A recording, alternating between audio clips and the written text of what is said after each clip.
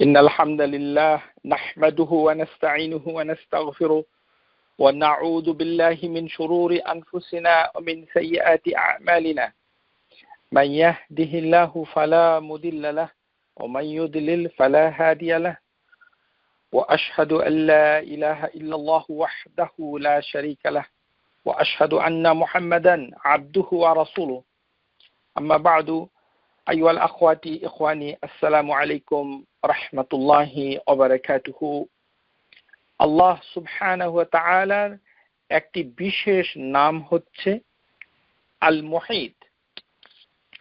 আল মুহিত এই নামটুকু আল ইস্তিগরাক আল মারিফা এই হিসাবে কোরআনুল কারীমে নাই, কিন্তু এটি মুহিত হিসাবে রয়েছে।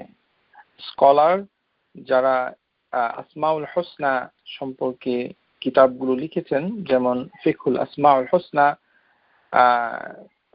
আব্দুর রাজ্জাক হাফিজাহুল্লাহ তাআলা, তিনি এই নামটুকুকে 40 নম্বর অধ্যায় আল মুহাইমিন, আল মুহিত, আল মুকিত, আল ওয়াসি' এই 4টি নামকে একটি অধ্যায় রচনা করেছেন এবং এর ভিতরে উল্লেখ করেছেন। তো মুহিত আরবি ভাষায় এই শব্দটা খুব পরিচিত। মুহিত আরবি ভাষায় মহাসাগরকে বলা হয় মুহিত, ওশান। মুহিত আরবি ভাষায় যেমন নাহার হচ্ছে নদী, আর বাহার হচ্ছে সাগর, আর ওশান যেটা ইংরেজিতে বলা হয় মহাসাগর, সেটাকে বলা হয় মুহিত। তো যেমন আটলান্টিক ওশান, আল মুহিত আল আটলান্টি, এইভাবে বলে। তো নামটা এই যে মহাসাগর, এই শব্দে আরবরা এটাকে চিনে থাকে। এটা বোঝাই যাচ্ছে যে বিস্তৃতময়, যেটা ছড়িয়ে পড়ছে চারিদিকে, এর উপস্থিতি যে চারিদিক থেকে ঘিরে রেখেছে মহাসাগর, সেটাই হচ্ছে মুহিত। আল্লাহ সুবহানাহু ওয়া তাআলা কোরআনুল কারীমে তিনি মুহিত এই কথাটা বিভিন্ন আয়াতে কারিমায় উল্লেখ করেছেন। আমরা আয়াতে কারিমাগুলো দেখব। তো তার আগে এই যে মুহিত এই কথাটার রুট মূল যে 3টি হরফ দিয়ে এসেছে, এটা হচ্ছে হা, ওয়াও, তা। হাওতা, হাইতা, এর থেকেই এসেছে আহাতা, অ্যাক্টিভ পার্টিসিপল, হামজা অথবা আলিফ, হা, আলিফ, তা, আহাতা, অর্থাৎ বেষ্টন করে থাকা। আর হাউতা, হাউত, হাইতা, এটা হচ্ছে বেষ্টন করে আছে, এনক্লোজ, গার্ডিং, এনসার্কেল। তাহলে হাউতা, হা, ওয়া, ওয়াও, তা, এই হচ্ছে তা নয়, ত, হা, ওয়াও, ত। এটা থেকে 3টি অর্থ দাঁড়ায়। একটি হচ্ছে সারাউন্ডিং, প্রথম অর্থ যে চারিদিকে। পরের অর্থটা হচ্ছে যেমন পারভেসিং, কম্প্রিহেন্সিভ, বিস্তৃত, পরিবেষ্টন করে আছে, বিস্তৃতময়, পরিবেষ্টন এর মাধ্যমে অনেক দূর, যেটা চতুর্দিকে ঘেরাও করে আছে। তারপরে তৃতীয় অর্থ হচ্ছে ঘেরাও করে থাকা, টু এনকম্পাস অর টু এনভেলপ। এমনি আরবি ভাষায় মুহিত বলতে হোল, ওভারঅল, থরো, এই অর্থেও ব্যবহার করা হয়। তো কোরআনুল কারীমে এই মুহিত, এই যে হাওতা, এই রুট থেকে 28 প্রকার ডেরিভেটিভস বের হয়েছে। এর ভিতরে যেটা সবচেয়ে বেশি কমন এবং গুরুত্বপূর্ণ আকীদার ক্ষেত্রে এটি হচ্ছে আহাতা, আলিফ হা ত, আহাতা, অর্থাৎ আল্লাহ হ্যাজ এনকম্পাসড, অথবা আল্লাহ ইজ সারাউন্ডিং। মুহিতুন এখান থেকে এসেছে, অর্থাৎ এনকম্পাসিং, চারিদিকে পরিবেষ্টন করে আছে। লা মুহিতুন, তিনি অবশ্যই মানে পরিবেষ্টন করে থাকবেন। ভাষাগতভাবে মুহিত আর হচ্ছে আল ওয়াসি, এটা অনেকটা কাছাকাছি, অর্থাৎ বিস্তৃত, প্রশস্ত, ভাস্টনেস, এনকম্পাসিং, কম্প্রিহেনশন, আর এই অর্থ দাঁড়ায়। তো আমরা এটা দেখব যে এটা কিভাবে এই অর্থগুলোকে স্কলাররা করেছেন, এটা আমরা দেখব। তো কোরআনুল কারীমে সাধারণত স্কলাররা বলে থাকেন যে 7টি জায়গায় এই মানে মুহিত, এই মানে শব্দটা বিশেষ করে নাম হিসাবে উল্লেখযোগ্য ভাবে বর্ণিত হয়েছে কোরআনুল কারীমে, এবং এর অর্থ তাহলে কি দাঁড়ায়। তো আমরা শেখ আব্দুর রাজ্জাক হাফিজাহুল্লাহ তার কিতাব থেকে তিনি 3টি আয়াতে কারিমার কথা উল্লেখ করেছেন মুহিত হিসাবে। ওয়াকানা আল্লাহু বিকুল্লি শাইইন মুহিতা, যে আল্লাহ সুবহানাহু ওয়া তাআলা যে সব কিছুকে পরিবেষ্টন করে আছেন, মুহিতা, সব কিছুকে, বিকুল্লি শাই, মুহিতা বিকুল্লি শাই, এখানে কুল্লি শাই হচ্ছে সব কিছু, তার মানে সৃষ্টি এর ভেতরে যা আছে আল্লাহ ছাড়া সবকিছু। আরশ একটি বড় সৃষ্টি, এবং তার থেকে একটু ছোট হচ্ছে আল কুরসি, তার থেকে অনেক ছোট হচ্ছে 7 হেভেন এবং পৃথিবী, এর ভিতরে যা আছে। তো এগুলিকে আল্লাহ সুবহানাহু ওয়া তাআলা বেষ্টন করে আছেন।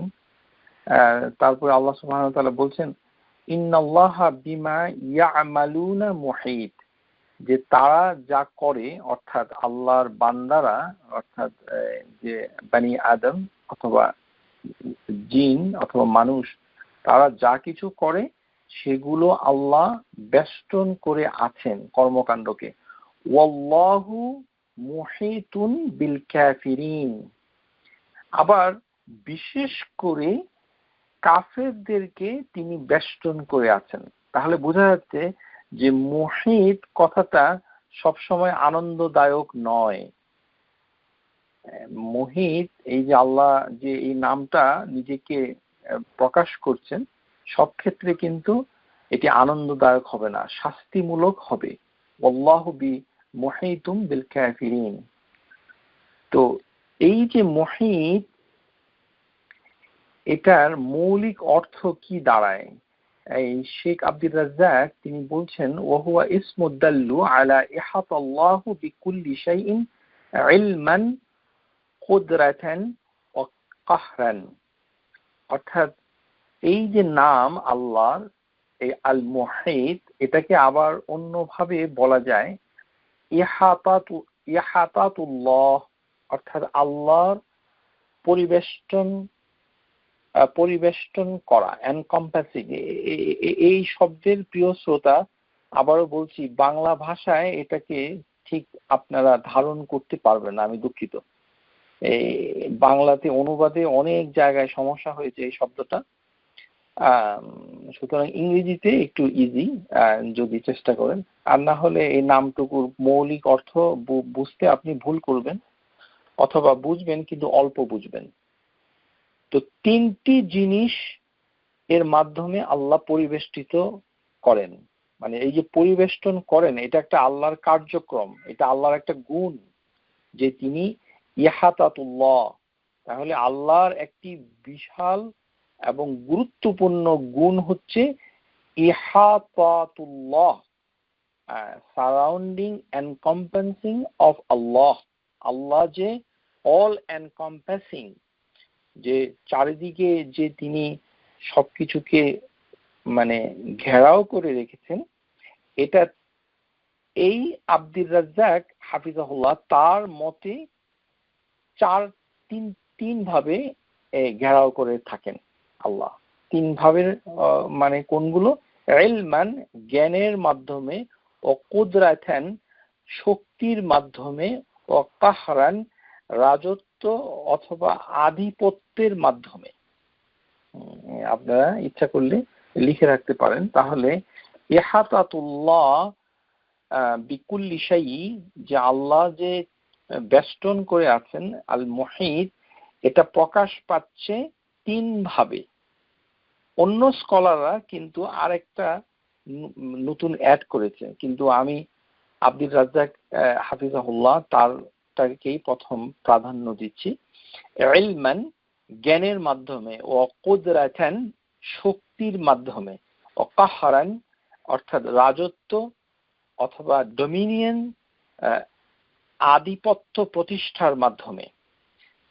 আর অন্য স্কলার আরেকটুকু যোগ করেছেন রহমাতান, যে রহমতের মাধ্যমে তিনি সবকিছুকে পরিবেষ্টন করে আছেন। এটি বলেছে আল আল্লামা সাঈদী মুফাসসির আল কোরআন কারীমে, তিনি বলেছেন যে আল মুহিত ইসমু ফাইল, এটি একটি অ্যাক্টিভ পার্টিসিপল, আল্লাযী আহাতা বিকুল্লি শাইইন ইলমান কুদরাতান ওয়া রাহমাতান ওয়া কাহরান। তাহলে আল্লাহ পরিবেষ্টন করে আছে সবকিছুকে চার ভাবে। কিছু স্কলার বলেছেন তিন ভাবে: পাওয়ার, মার্সি, পাওয়ার, নলেজ, ডোমিনিয়ন, জ্ঞান, শক্তি, আধিপত্য অথবা রাজত্বের মাধ্যমে। আর কিছু স্কলার বলেছেন এর সাথে রহমাতান, মার্সি, আল্লাহ সুবহানাহু ওয়া তাআলা সমস্ত কিছুকে তিনি রাহমা দিয়েও ঘিরে রেখেছেন। সুবহানাল্লাহ। রাহমা মানে চিন্তা করুন যে যারা আল্লাহ অবিশ্বাস করে, মানে কুফর করছে, মুশরিক অথবা নাস্তিক, আল্লাহ সুবহানাহু ওয়া তাআলার মানে বিদ্রোহী যারা, তাদেরকেও আল্লাহ রহমত দ্বারা ঘেরাও করে রেখেছেন।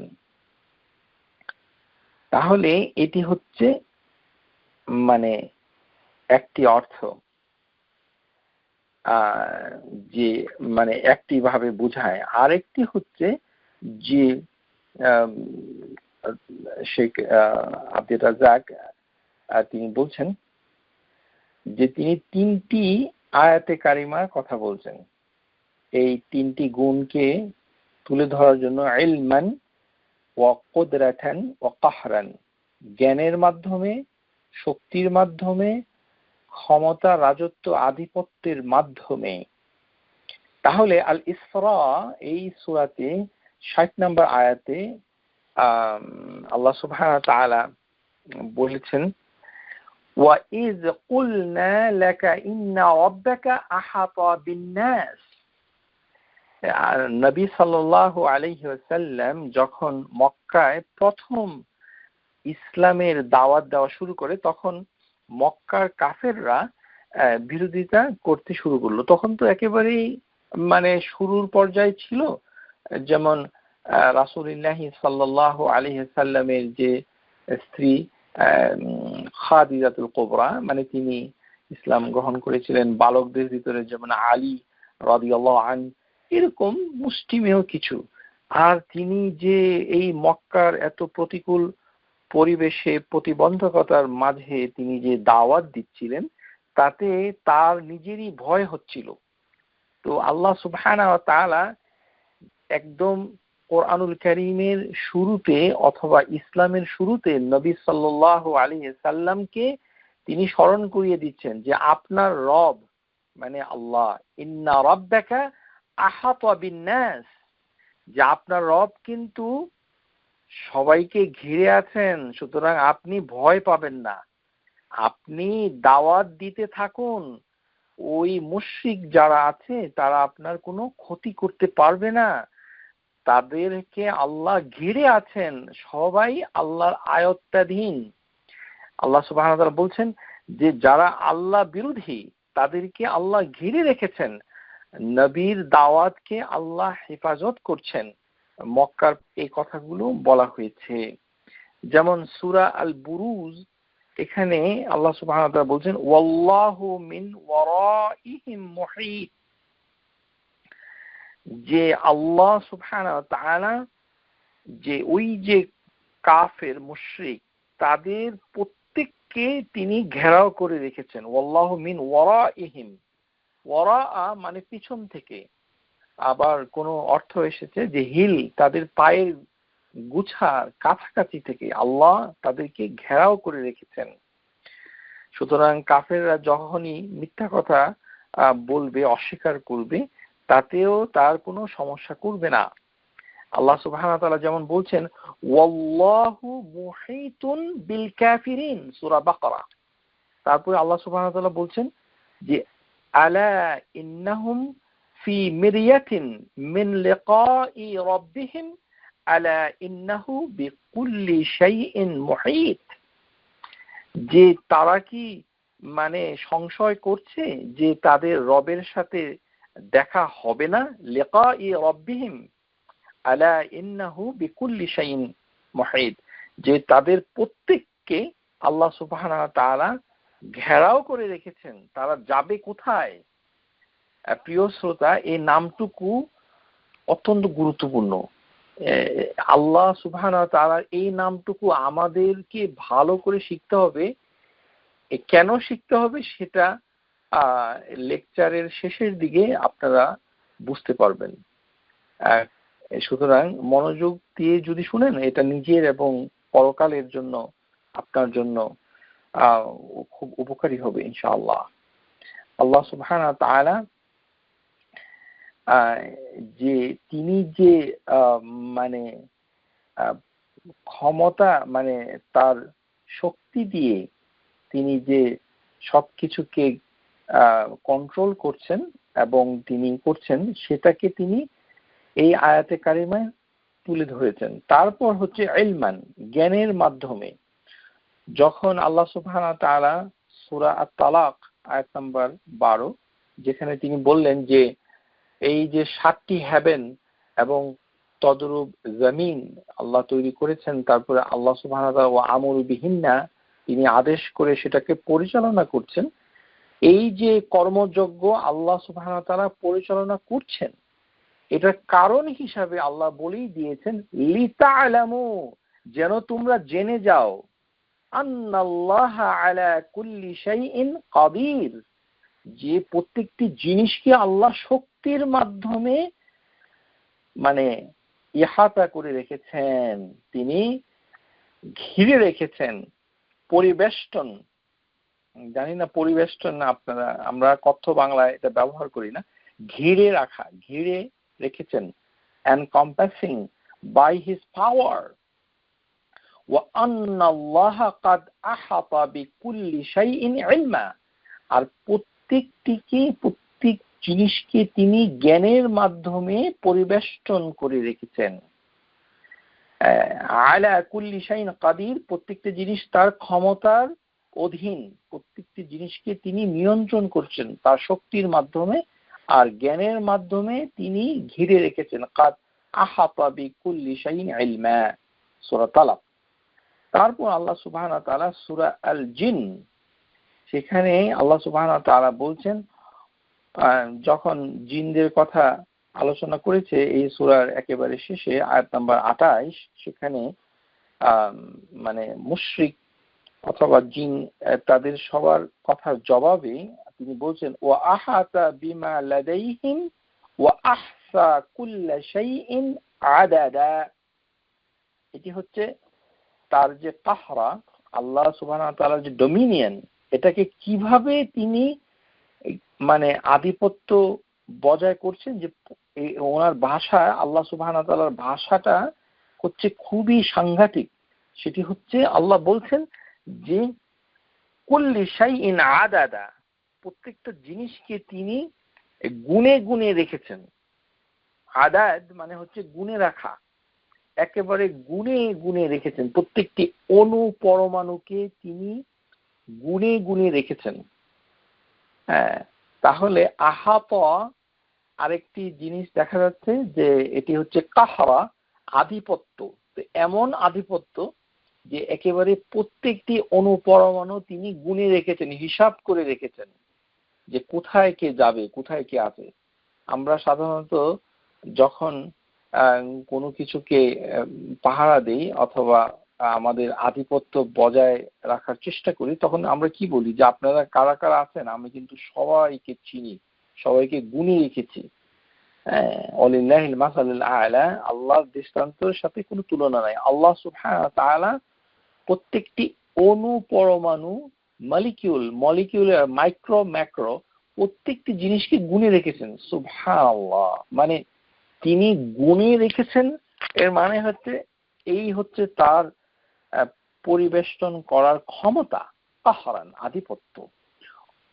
তাহলে আমরা যদি একবার এক নজরে দেখে নেই যে তিনটি ইহাতা প্রধানত বেশি আলোচনা হয়ে থাকে, অধিকাংশ স্কলার তাই বলেছেন। ইহাতাতু ইলম, আরেকটি হচ্ছে ইহাতাতু কুদরা, ইহাতাতু কাহরা। তাহলে তিনটি ইহাতা কি কি? ইহাতাতু ইলম, ইহাতাতু কুদরা, ইহাতাতু কাহরা। অর্থাৎ জ্ঞানের মাধ্যমে ঘিরে থাকা, শক্তির মাধ্যমে ঘিরে থাকা, আর আধিপত্য, রাজত্বের মাধ্যমে, কর্তৃত্বের মাধ্যমে ঘিরে থাকা। অনেকে রাহমাটাকেও অ্যাড করেছেন অথবা তাদাব্বুর, তাদবীর এটাকেও অ্যাড করেছেন। তাহলে প্রধানত তিনটি। তাহলে ইহাতাতু ইলম এই কথা বলে কি বোঝায়? বোঝায় তো হচ্ছে এই যে ফালা ইয়াজিবু আনহু মিন খালকিহি মিসকালা যাররাহ, যে কোনো অনুপরমাণু তার সৃষ্টি থেকে লুকিয়ে থাকতে পারবে না জ্ঞানের মাধ্যমে। তিনি জেনেই যাবেন, সেটা লুকানো সম্ভব নয়। এটাই হচ্ছে এটার অর্থ। ও ইহাতাতু কুদরা ফালা ইয়াজিজুহু শাইইন ফিল আরদি ওয়ালা ফিস সামাই, যে হেভেন এবং পৃথিবী এখানে সবকিছুকে তিনি পরাজিত করেছেন অথবা সবকিছু তার কাছে পরাজয় স্বীকার করেছে। এটি হচ্ছে কুদরা, তার শক্তির কাছে।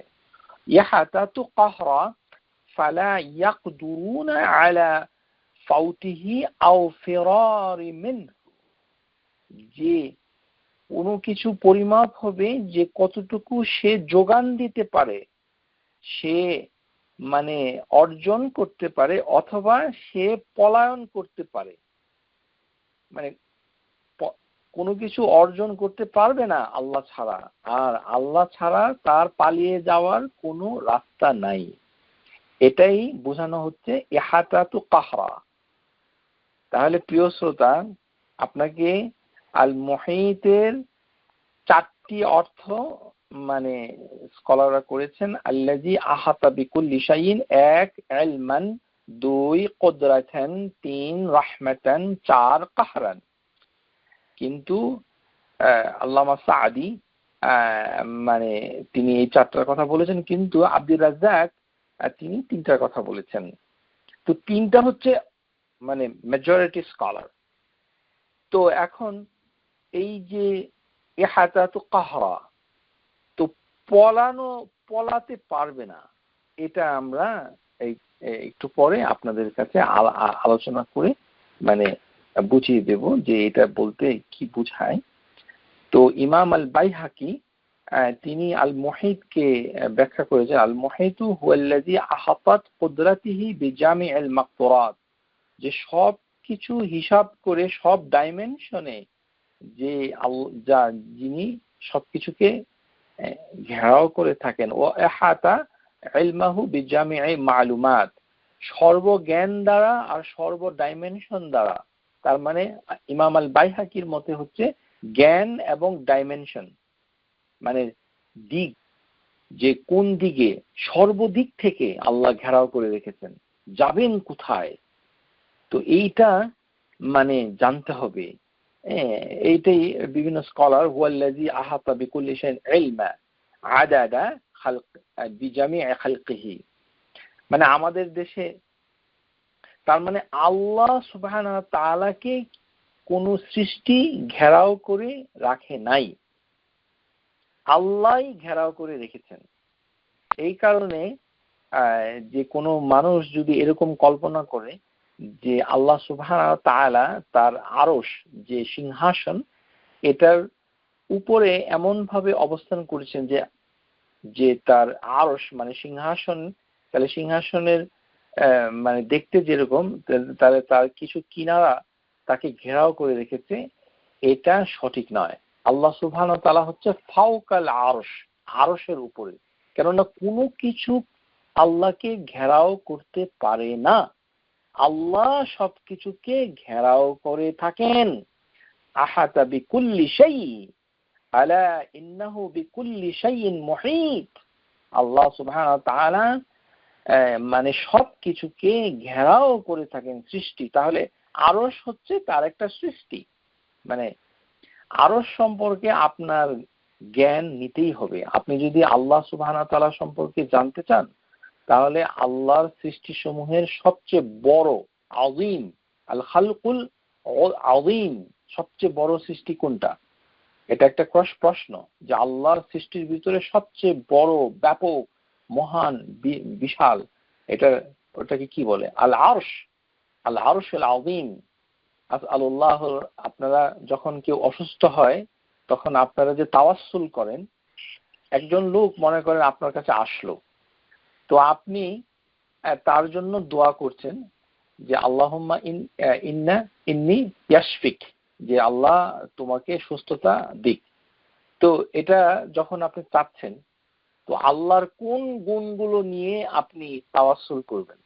ওই যে রাব্বুল আরশুল আযীম, আসআলুল্লাহুল আযীম, ও আল্লাহ আপনি হচ্ছেন আল আযীম, আপনি হচ্ছেন বিশাল বিশাল, আল আযীম মর্যাদার দিক থেকে আযীম, মানে তিনি অনেক মর্যাদা। এই কারণে আল্লাহকে তুমি বলা যায় না, কেননা আল আযীম হচ্ছে এমন একটি মর্যাদা যে মর্যাদা মানুষ তার যথাযোগ্য মর্যাদা দিতে কোনোদিন পারবে না, সমস্ত মানব জাতি পারবে না।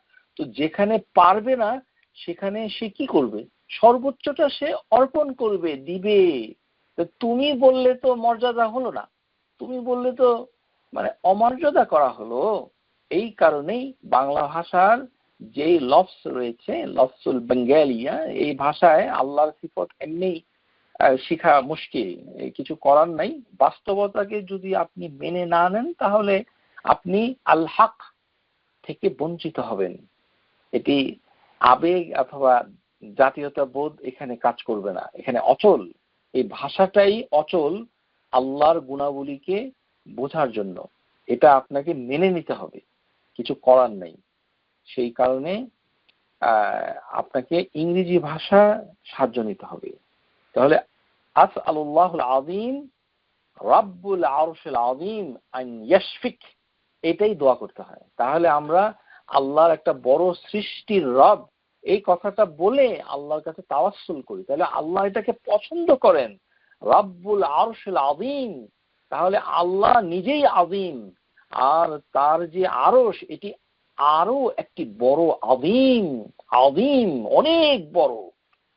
তাহলে এত বড় আরশ, এটা হচ্ছে সিংহাসন।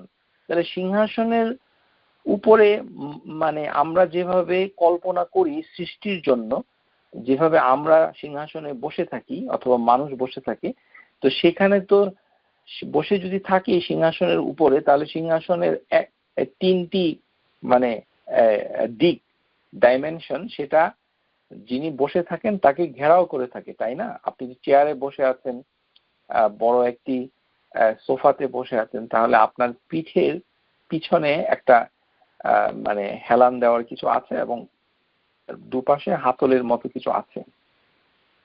কিন্তু আল্লাহ সুবহানাহু ওয়া তাআলা হচ্ছেন মুহীত, তাকে কোনো কিছু পরিবেষ্টন করতে পারে না।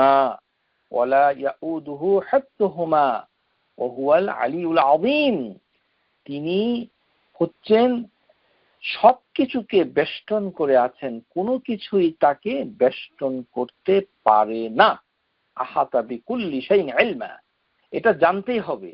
তার মানে আল্লাহ হচ্ছেন ফাওকাল আরশ, ইন্নাল্লাহা মুস্তাগনিন আলাল আরশ, আরশের প্রয়োজন মুক্ত। এর কারণ একটাই, যে কোনো কিছু তার সৃষ্টি তাকে পরিবেষ্টন করতে পারে না। আশা করি বুঝতে পেরেছেন। তো আল্লাহ সুবহানাহু ওয়া তাআলা থেকে কোনো কিছুকে নিয়ন্ত্রণের বাইরে যেতে পারবে না, কোনো কিছু লুকায়িত থাকতে পারবে না, কোনো কিছু তার কাছ থেকে মুক্ত হতে পারবে না। আর তার কাছ থেকে তার যে মানে সমস্ত কিছু তিনি আয়ত্ত করে থাকেন। তাহলে উনি কিভাবে আয়ত্ত করে থাকেন? যেমন আল্লাহ সুবহানাহু ওয়া তাআলা বলছেন সূরা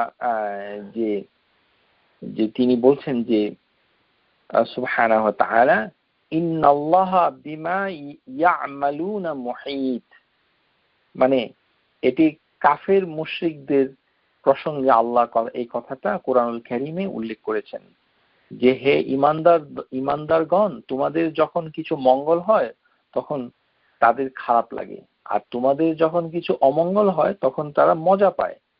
তাহলে তুমি কি করো? তোমরা ধৈর্য ধরো, তাকওয়া অবলম্বন করো, আর তাদের প্রতারণায় তোমাদের কোনো ক্ষতি হবে না। ইন তামসাসকুম হাসানাতুন তাসুহুম ওয়া ইন তুসিবকুম সাইয়্যাতুন ইয়াফরাহু বিহা ওয়া ইন তাসবিরু ওয়া তাত্তাকু, যে তোমরা যদি সবর করো এবং তাকওয়া নেও, লা ইয়াদুররুকুম কাইদুহুম শাইআ, তাহলে তাদের কোনো কলা কৌশল তোমাদেরকে ক্ষতি করবে না। ইন্নাল্লাহা বিমা ইয়ামালুনা মুহীত, তারা যা করছে সবকিছু কিন্তু আল্লাহর আয়ত্তে রয়েছে, আল্লাহ ঘিরে রেখেছেন তাকে, যাবে কোথায়। যেমন সূরা আলে ইমরানে এসেছে যে তারা মানুষের কাছে লজ্জিত হয়, আল্লাহর কাছে লজ্জিত হয় না। ওয়ালা ইয়াস্তাখফুনা মিনাল্লাহি ওয়া হুয়া মাআহুম, যে আল্লাহ তাদের সাথে রয়েছেন, তারা যে রাতের বেলা পরামর্শ করে যাতে আল্লাহ সম্মত নন, এই কারণে আল্লাহ সবার শেষে বলেছেন 120 নম্বর আয়াত সূরা আলে ইমরান, ওয়া কানাল্লাহু বিমা ইয়ামালুনা মুহীতা, সবকিছুকে ঘেরাও করে রেখেছেন। সূরা নিসা এখানে আল্লাহ বলেছেন ওয়ালিল্লাহি মা ফিস সামাওয়াতি ওয়া মা ফিল আরদি ওয়া কানাল্লাহু বিকুল্লি শাইইন মুহীতা, যে হেভেন সমূহ এবং ভূমণ্ডল পৃথিবীতে সবই হচ্ছে আল্লাহর মালিকানায়। আর সবকিছু আমাদের বাংলাদেশের কোরআন কারীমের অনুবাদে অনেক জায়গায় ভুল করেছে, কোন কোন অনুবাদে লিখেছেন সবকিছু আল্লাহর মুষ্টির বলয়ে। এগুলি অনুবাদ ঠিক হয়নি, এগুলি হচ্ছে ঘেরাও করে রেখেছে, এনকম্পাসিং। তাহলে আল্লাহ আজ্জা ওয়া জাল্লা এই যে হাও ফা, এটার রুট যে শব্দ, সেখান থেকে দৃশ্য অদৃশ্য, সিন আনসিন, সবকিছু ক্রিয়েশনকে আল্লাহ মানে ঘেরাও করে রেখেছেন। আল্লাহ সুবহানাহু ওয়া তাআলা মানে আগুনকেও ইহাতা বলেছেন। প্রিয় দর্শক এবং শ্রোতা, যারা দর্শক নেই আমি দুঃখিত, মানে শ্রোতা যারা শুনছেন, তো এই একটি নাম, এই নামটুকু দিয়ে আল্লাহ সুবহানাহু ওয়া তাআলা ওয়ার্নিং দিচ্ছেন, সাবধান করে দিচ্ছেন। মুহীত, এটি সবসময় আনন্দের বিষয় নয়, এটি শাস্তিরও বিষয় বটে। ইয়াস্তাজিলুনা বিল আযাব, যে নবী সাল্লাল্লাহু আলাইহি সাল্লামকে মুশরিকরা বলতো যে তাহলে আপনি আযাব নিয়ে আসুন, শাস্তিটা নিয়ে আসুন। ওয়া ইন্না জাহান্নামা লামুহীতাতুন বিল কাফিরিন, অথচ জাহান্নাম কাফেরদেরকে ঘেরাও করে রেখেছে। তার মানে জাহান্নামটা তাদের পিছু ছাড়ছে না, তারা যাবে কোথায়। এই কারণে আল্লাহ জাহান্নামকে তিনি মুহীত এর বর্ণনায় অভিষিক্ত করেছেন, ওয়া ইন্না জাহান্নামা লা মুহিতাতুন বিল কাফিরিন। তো আল্লাহ সুবহানাহু ওয়া তাআলা এইভাবে মানে তিনি বিভিন্ন জায়গায় মানে বলেছেন যে যারা অবিশ্বাসী, মানে তাদের সবকিছু যে মানে তারা মনে করে যে তারা পালিয়ে যাবে, তাদেরকে কিছুই হবে না, এটি ঠিক নয়। বরঞ্চ তিনি তাদেরকে পরিবেষ্টন করে রেখেছেন। সূরা আল কাহফ আপনারা সবাই শুক্রবারে পড়েন ইনশাআল্লাহ তাআলা। তো সেখানে একটা বিখ্যাত আয়াতে কারিমা রয়েছে 29 নম্বর, ওয়াকুলিল হাক্কু মির রাব্বিকুম, যে হক, যে সত্য, শাশ্বত সত্য, সেটা আল্লাহর কাছ থেকে এসেছে, পালনকর্তা মানে রবের কাছ থেকে। ফামান শাআ ফালইউমিন, কেউ যদি ইচ্ছা করে তাহলে বিশ্বাস করবে, ঈমান আনবে। ওয়ামান শাআ ফালইয়াকফুর, এবং কেউ যদি ইচ্ছা করে তাহলে সে অস্বীকার করবে, ঈমান আনবে না। তাহলে ঈমান আনাটা মানুষের ইচ্ছাধীন। এই আয়াতে এটা বোঝা যাচ্ছে। মান শাআ ইউমিন ওয়া মান শাআ ফালইয়াকফুর। অনেক সময় আপনাদের কাছে অনেকে প্রশ্ন করে যে জান্নাত জাহান্নাম যদি মানে স্থির হয়ে থাকে মায়ের পেটে, তাহলে দুনিয়াতে তার করার কিছু আছে?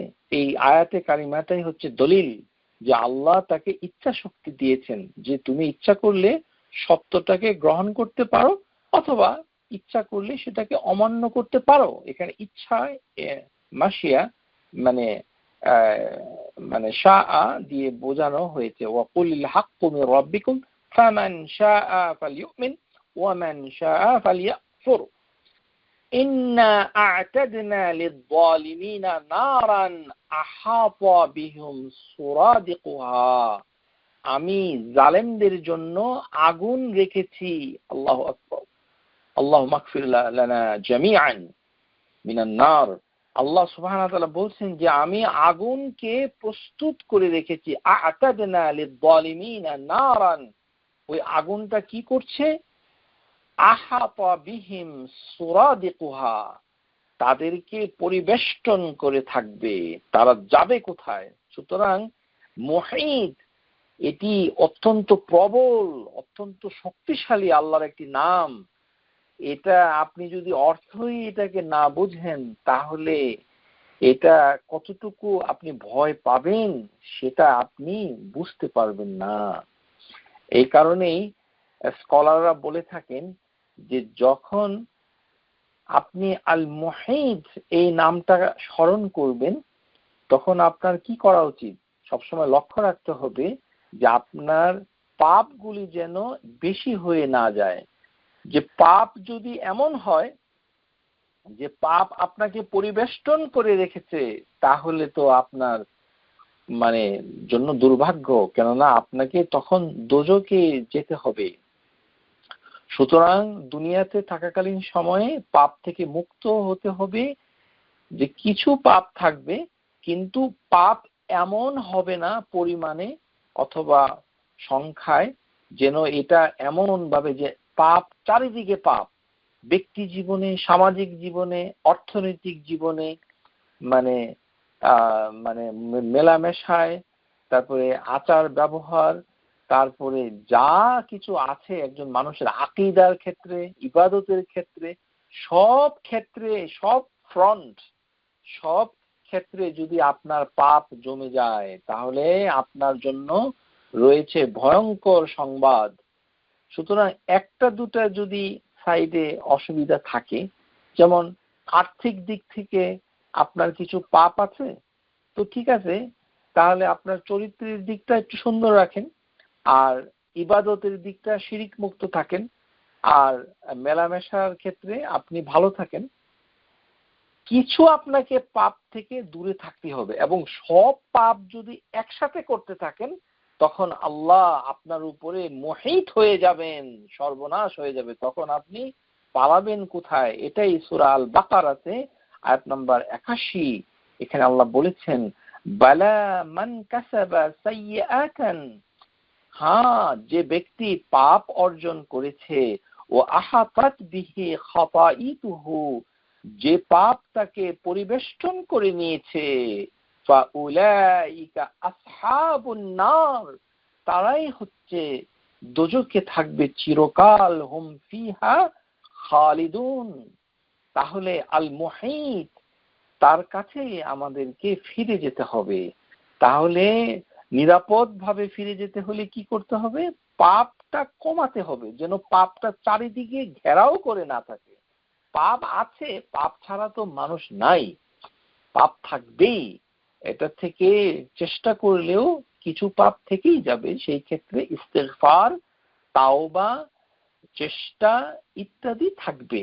কিন্তু চারিদিক থেকে পাপ নিয়ে মানে করলে তখন তো দোজখ ছাড়া আর কোনো রাস্তা আল্লাহ সুবহানাহু ওয়া তাআলা তার জন্য রাখেন নাই। এটাই মুহিত কথাটা মানে কি বুঝতে হলে এটাকেই বুঝতে হবে। তারপর আমরা যা করছি অতীতে, এখানে মানে ভবিষ্যতে কি হবে, পিছনে কি করেছি, এগুলো নিয়ে বেশি টেনশন করা যাবে না। অনেক লোক আছে যে আমি তো অনেক পাপ করেছি, অনেক কাজ করেছি, জানতাম না ইত্যাদি। তো এখন সামনে আমি যাচ্ছি, সামনে কি হবে, তো আমার যদি ক্ষতি হয়ে যায় ইত্যাদি, এগুলোকে মানে কখনোই মানে অ্যাংশাস হতে মানে হবে না। স্কলাররা বলছেন সূরা তাহা আয়াত নাম্বার 110, ওয়া ইয়ালামু মা বাইনা আইদিহিম ওয়া মা খালফাহুম, যে আল্লাহ সুবহানাহু ওয়া তাআলা তিনি জানেন যে তাদের সামনে কি আছে আর পিছনে কি ছিল, ওয়া মা খালফাহুম, তাদের অতীতে কি ছিল সেটা আপনাকে বলতে হবে না। আমাদের সমাজে কি দেখা যায়, এই গিয়ে বান্ধবীর কাছে, বন্ধুর কাছে এই পাপের কথা বলতে থাকে, খুব মজা করে বলে যে আমি তো পর্দা করতাম না, এখন বিয়ের পরে শুরু করেছি, আর আমি তো আগে নামাজ পড়তাম না, এই আমেরিকা আসার পরে কিছুটা নামাজ ধরেছি ইত্যাদি। এগুলি অত্যন্ত জঘন্য অপরাধ।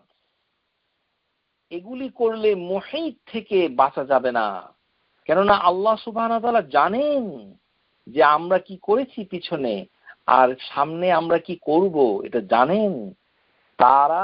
তার জ্ঞান তাকে আয়ত্ত করতে পারে না, আমাদের জ্ঞান আল্লাহকে আয়ত্ত করতে পারে। ওয়ালা ইউহিতুনা বিহি ইলমা, আল্লাহ হচ্ছেন মুহিত, তিনি আমাদেরকে বেষ্টন করে আছেন আমাদের কর্মসমূহ থেকে।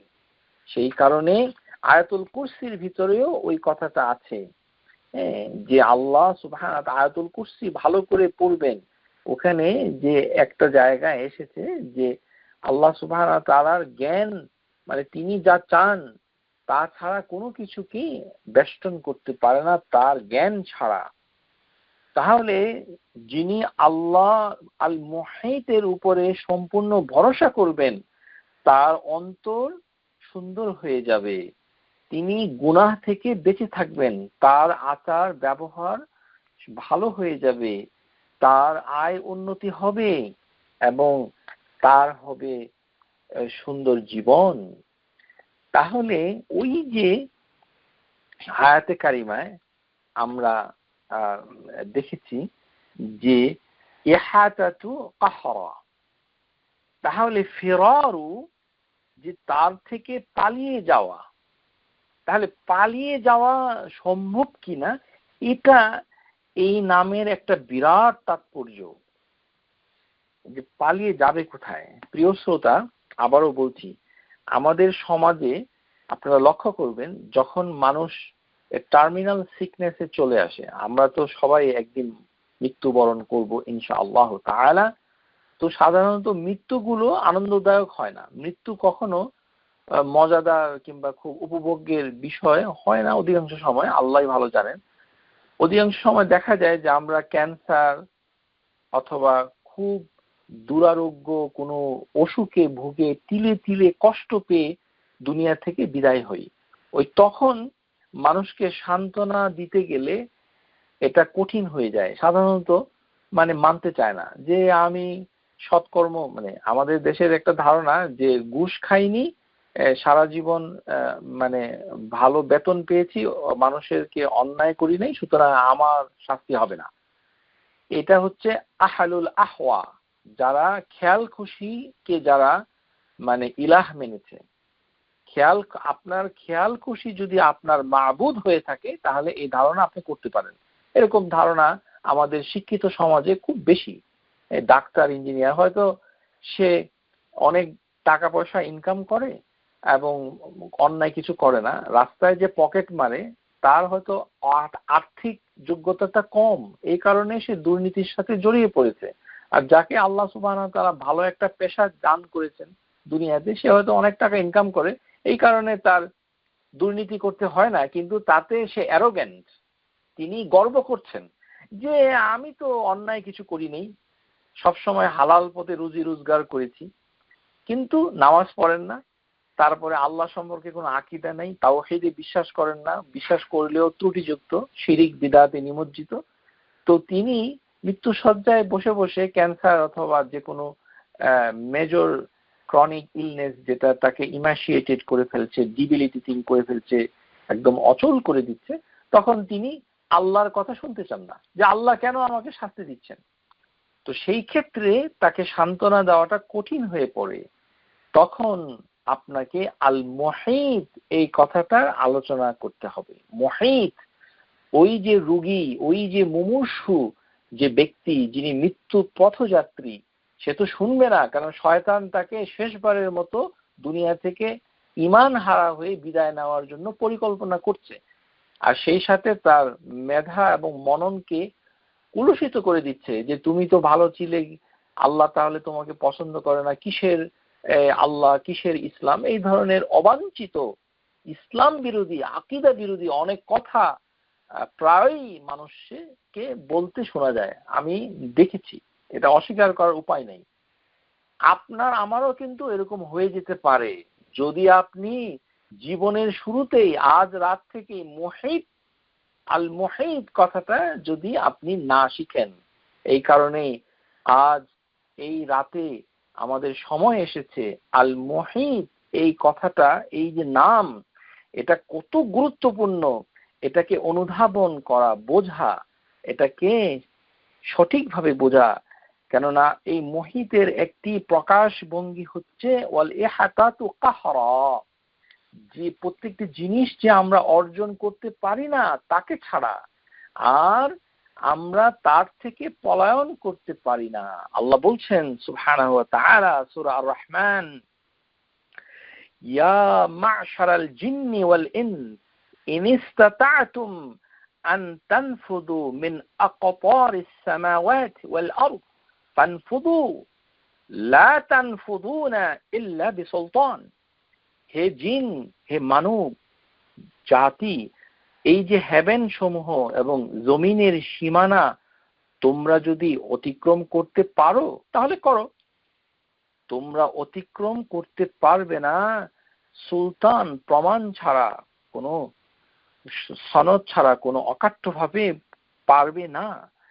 অর্থাৎ এই আয়াতে কারিমায় আল্লাহ সুবহানাহু ওয়া তাআলা এই যে আমরা মারা যাব, তখন ওই লোকটাকে বলতে হবে যে দেখেন, ধরেন আপনি কিছুই মানেন না, সবকিছুকে আপনি শত্রু মনে করছেন, বৈরী মনে করছেন, কেন আপনার অসুখ হলো, কেন আপনি এরকম, তাহলে আপনি যাবেনটা কোথায়?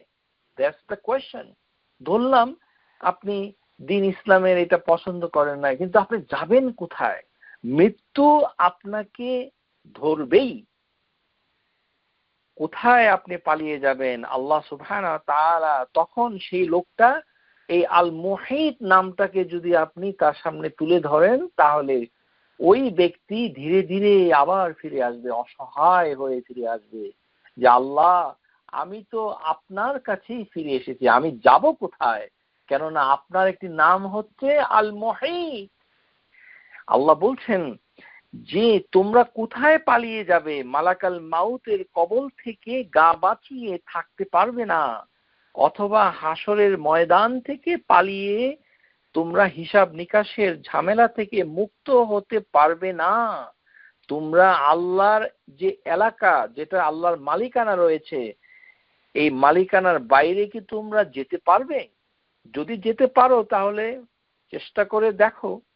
এই অসম্ভবকে সম্ভব করে নেওয়া এই উদ্দেশ্য নয়, বরঞ্চ আমরা যে অক্ষম এই কথাটাই আল্লাহ সুবহানাহু ওয়া তাআলা এই আয়াতে কারিমায় তুলে ধরেছেন, যে মানুষ এই হেভেন মানে আসমান এবং এই পৃথিবীর সীমা অতিক্রম করার সামর্থ্য আমাদের নাই। তাহলে আমরা কেন অহংকার করি? কেন আমাদের মাঝে অহংকারটা চলে আসে? সেখান থেকে মুক্ত হয়ে তার কাছেই আসতে হবে। এটি হচ্ছে এই আয়াতে কারিমা থেকে শিক্ষণীয়। তাহলে আমরা দেখতে পাচ্ছি যে মানে পালিয়ে যাওয়াটা কঠিন, এটা সম্ভব নয়। এই যে সম্ভব যে নয়, এটাই বিস্তারিত ভাবে মুহিতের আওতায় পড়ে যাবে। তো এই জন্য আল্লাহ সুবহানাহু ওয়া তাআলা বলেছেন যে পালিয়ে যেহেতু যাওয়া যাবেই না, তাহলে তোমরা কি করো? ভালো কাজে প্রতিযোগিতা করো। সূরা আল বাকারাতে বলছেন আল মুহিত আপনাকে ফিরিয়ে নিয়ে যাবে। একবার আপনি সুবহানাল্লাহ বলুন, একবার আপনি আস্তাগফিরুল্লাহ বলুন, মৃত্যু সজ্জায় একবার আপনি আল্লাহর কাছে ইস্তেগফার পাঠ করুন। বলবেন যে ইস্তেগফার এই পাঠটা মানে বাংলাদেশি জনগোষ্ঠীকে সান্ত্বনা দেওয়া কঠিন। যারা মুমূর্ষ, ওই যে তথাকথিত বুদ্ধিজীবী পেশাজীবী, মানে তাদেরকে ইস্তেগফার বললেই মুখটা কালা করে থাকে। মানে তাদের ধারণা হলো আমি তো কোনো অন্যায় করি নাই। এই হচ্ছে বাংলাদেশি জনগোষ্ঠীর একটা বিরাট সমস্যা। মানে তারা ওই একটু ঘুষ না খেলে আর ভালো একটু টাকা উপার্জন করলেই মনে করে দুনিয়াতে আর কোনো অন্যায় করে নাই। সবচেয়ে বড় অন্যায় কি? সবচেয়ে বড় অন্যায় হচ্ছে আল্লাহর ইবাদত না করা। সে যে আল্লাহকে চিনে নাই, এটাই তার সবচেয়ে বড় অপরাধ। যে তাওহীদ জানে না, তার অপরাধের কোনো ক্ষমা নাই। এই কারণে আল্লাহ বলছেন যে যারা আল্লাহর সাথে সন্তান সাব্যস্ত করে তাদের উপরে আল্লাহ রুষ্ট হয়েছেন। তো সেখানে তো টাকা পয়সার কোনো লেনদেন নাই, আকীদা। একটা মানুষ যখন শিরক এর মতো আকীদায় বিশ্বাস করে, এটি হচ্ছে সবচেয়ে বড় অপরাধ। কিন্তু তার যেহেতু জ্ঞান নাই, এই কারণে তিনি বৈষয়িক জিনিসটাকে সবসময় তুলনা দিয়ে নিজের আত্মতুষ্টি লাভ করেন এবং বিছানায় শুয়ে শুয়ে গবেষণা করেন যে আমার অসুখটা কেন হলো, আমার তো সুস্থ থাকার কথা। আল্লাহ আমাদের সবাইকে ক্ষমা করুন। তাকে বলতে হবে যে ভাই অথবা বোন, আপনি আল্লাহর একটি নাম এখনই শিখে ফেলুন। এই নামটি হচ্ছে আল মুহিত। যে আল্লাহ বলছেন যে মুহিত বিকুল্লি শাই, আহাতা বিকুল্লি শাই, তার থেকে পালিয়ে আপনি যাবেন কোথায়? এই কারণে সূরা বাকারা আয়াত নম্বর 148 বলছেন ফাস্তাবিকুল খায়রাত আইনামা তাকুনু ইয়াতি বিকুমুল্লাহু জামিআন। আল্লাহ তোমাদেরকে সবাইকে ধরে নিয়ে আসবে। সুবহানাল্লাহ। আইনামা তাকুনু, তোমরা যেখানেই থাকো না কেন, আইনামা তাকুনু ইয়াতি বিকুমুল্লাহু জামিআন, প্রত্যেকটা মানুষকে যেখানেই থাকো না কেন আল্লাহ সুবহানাহু ওয়া তাআলা ধরে নিয়ে আসবেন। আইনামা তাকুনু। আল্লাহ সুবহানাহু ওয়া তাআলা এই কথাটা বলার আগেই আয়াতে কারিমায় বলেছেন ফাস্তাবিকুল খায়রাত, তাহলে সৎ আমল করার জন্য তোমরা প্রতিযোগিতা করো। ফাস্তাবিকুল খায়রাত, দেরি করো না, এখনই আস্তাগফিরুল্লাহ বলে বলে ফেলুন, তাহলে আল্লাহ গুনাহটা মাফ করে দিবে। এখনো মৃত্যু আসে নাই, ডাক্তার এখনো আপনাকে লাইফ সাপোর্টে দেয় নাই, ওই তখনও বসে বসে শুধু আলোচনা করে। এই হচ্ছে বাংলাদেশি জনগোষ্ঠী। তারপরে এই ধরনের কথাবার্তা চলতে চলতে এক সময় তখন ছেলে অথবা মেয়ে তখন ফোন করবে যে আমার আব্বা তো লাইফ সাপোর্টে, এখন কি করা, কখন খুলবো ইত্যাদি। তো আপনি আগে কি করেছেন আপনার আব্বা আম্মার সাথে? আপনি কি আল মুহিত কথাটা আপনার মৃত্যু পথযাত্রী আত্মীয়কে বলেছেন যে আল্লাহ হচ্ছেন আল মুহিত, তার থেকে কেউ পালাতে পারবে না, যেখানেই থাকুন না কেন আল্লাহ আপনাকে পাকড়াও করবে। আইনামা তাকুনু ইউদরিকুকুমুল মাউত, ওয়ালাউ কুনতুম ফি বুরুজিন মুশাইয়াদা, সূরা নিসা আয়াত নাম্বার 78, যে তোমরা যত জায়গায় থাকো না কেন মৃত্যু তোমাদিগকে ধরবেই। আইনামা তাকুনু ইউদরিকুকুমুল মাউত, মালাকাল মাউত যাবেই, মৃত্যুর ফেরেশতা যাবেই। মৃত্যুর ফেরেশতার নাম কিন্তু আজরাইল নয়, এটা অশুদ্ধ। মৃত্যুর ফেরেশতার নাম হচ্ছে মৃত্যুর ফেরেশতা, মালাকাল মাউত, এর কোনো নাম নাই। নাম দিয়ে কাজ কি? নাম দিয়ে চিন্তা করার, আসল কথা হচ্ছে মালাকাল মাউত। তো সে আপনাকে আমাকে পাকড়াও করবেই যেখানেই আমরা থাকি না কেন। আল্লাহ বলছেন ওয়ালাউ কুনতুম ফি বুরুজিন মুশাইয়াদা। বুরুজ মানে হচ্ছে টল টাওয়ার, আরবি ভাষায় বুরুজ মানে হচ্ছে টাওয়ার। যেমন নিউ ইয়র্কে টুইন টাওয়ার, এই মানে এম্পায়ার স্টেট বিল্ডিং, দুবাইতে যে লম্বা উঁচু টাওয়ার রয়েছে সেটার নামই হচ্ছে খালিফা বুরুজ। এটা আরবি শব্দ। কোরআনুল কারীমে বুরুজ মানে হচ্ছে টাওয়ার, সুউচ্চ টাওয়ার। আপনি যদি উচ্চ গগনচুম্বী অট্টালিকা করে সেখানে অবস্থান করেন, আমার মনে হয় না আজকে যারা আছেন তাদের গগনচুম্বী কিছু আছে, আমরা গরিব মানুষ, কিন্তু ওখানেও যদি থাকেন, আল্লাহ বলছেন মৃত্যু তোমাকে পেয়েই যাবে, মুশাইয়াদা, তোমাকে উপস্থিতি হবে, তাহলে পালানোর কোনো জায়গা নেই। আল্লাহ সুবহানাহু ওয়া তাআলা বলছেন সূরা আল হাদীদ, ওয়া হুয়া মাআকুম আইনামা কুনতুম ওয়াল্লাহু বিমা তা'মালুনা বাসীর।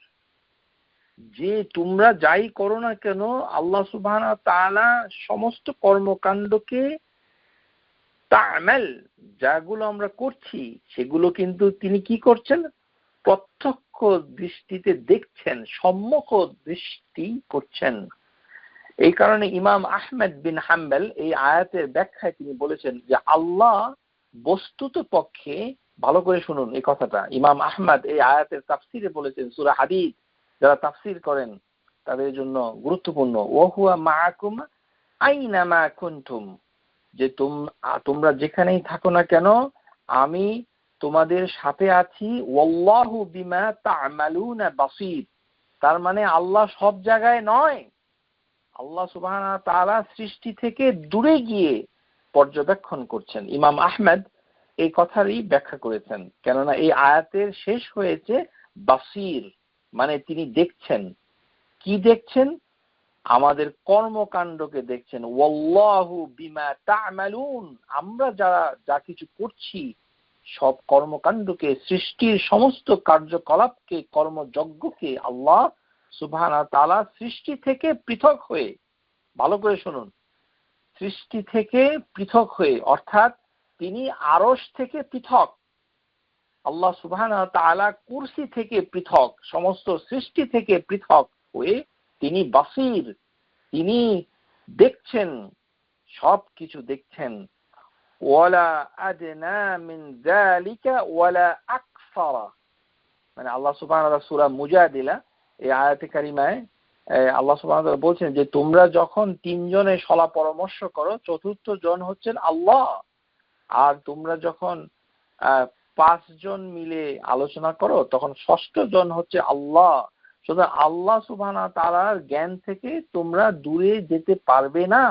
ওয়ালা আদনা মিন যালিক, তার থেকে কম হোক, ওয়ালা আকসার, তার থেকে বেশি হোক, ইল্লা হুয়া মাআহুম আইনামা কানু, তোমরা যেখানেই থাকো না কেন আল্লাহ সুবহানাহু ওয়া তাআলা তার জ্ঞানের মাধ্যমে তোমাদেরকে সবকিছু জেনে যান, তার কাছ থেকে তোমরা লুকাতে পারবে না, কেননা তিনি হচ্ছেন মুহীত। আমরা এই প্রসঙ্গে একটি আয়াতে কারিমার আলোচনা করব, হাদিসের আয়াত আলোচনা করব। এই হাদিসটা অনেকেই শুনে থাকেন এবং তারা কিন্তু বুঝেন না। এই হাদিসটা আবার অনেকে জিজ্ঞাসা করে যে হাদিসটা কি অথেন্টিক? হাদিসটা অবশ্যই অথেন্টিক, কেননা বুখারী মুসলিমের হাদিস, হাদিস নাম্বার,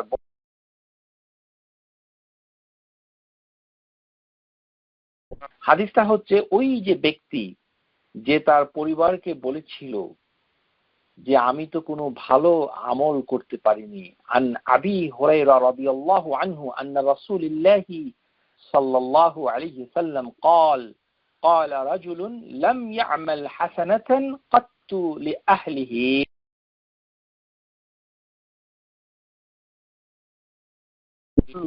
যখন সে মারা যাবে, দেখেন কি সুন্দর একটি কাহিনী, এখান থেকে অনেক কিছু শেখার আছে। এই ব্যক্তি তার পরিবারকে বলছে, দেখো আমি তো সারা জীবন কোনো ভালো কাজ করতে পারিনি, লাম ইয়ামাল হাসানাতান, আমি কোনো ভালো আমল ভালো কাজ করতে পারিনি, মানে লি আহলি, সে তার পরিবারকে বলল।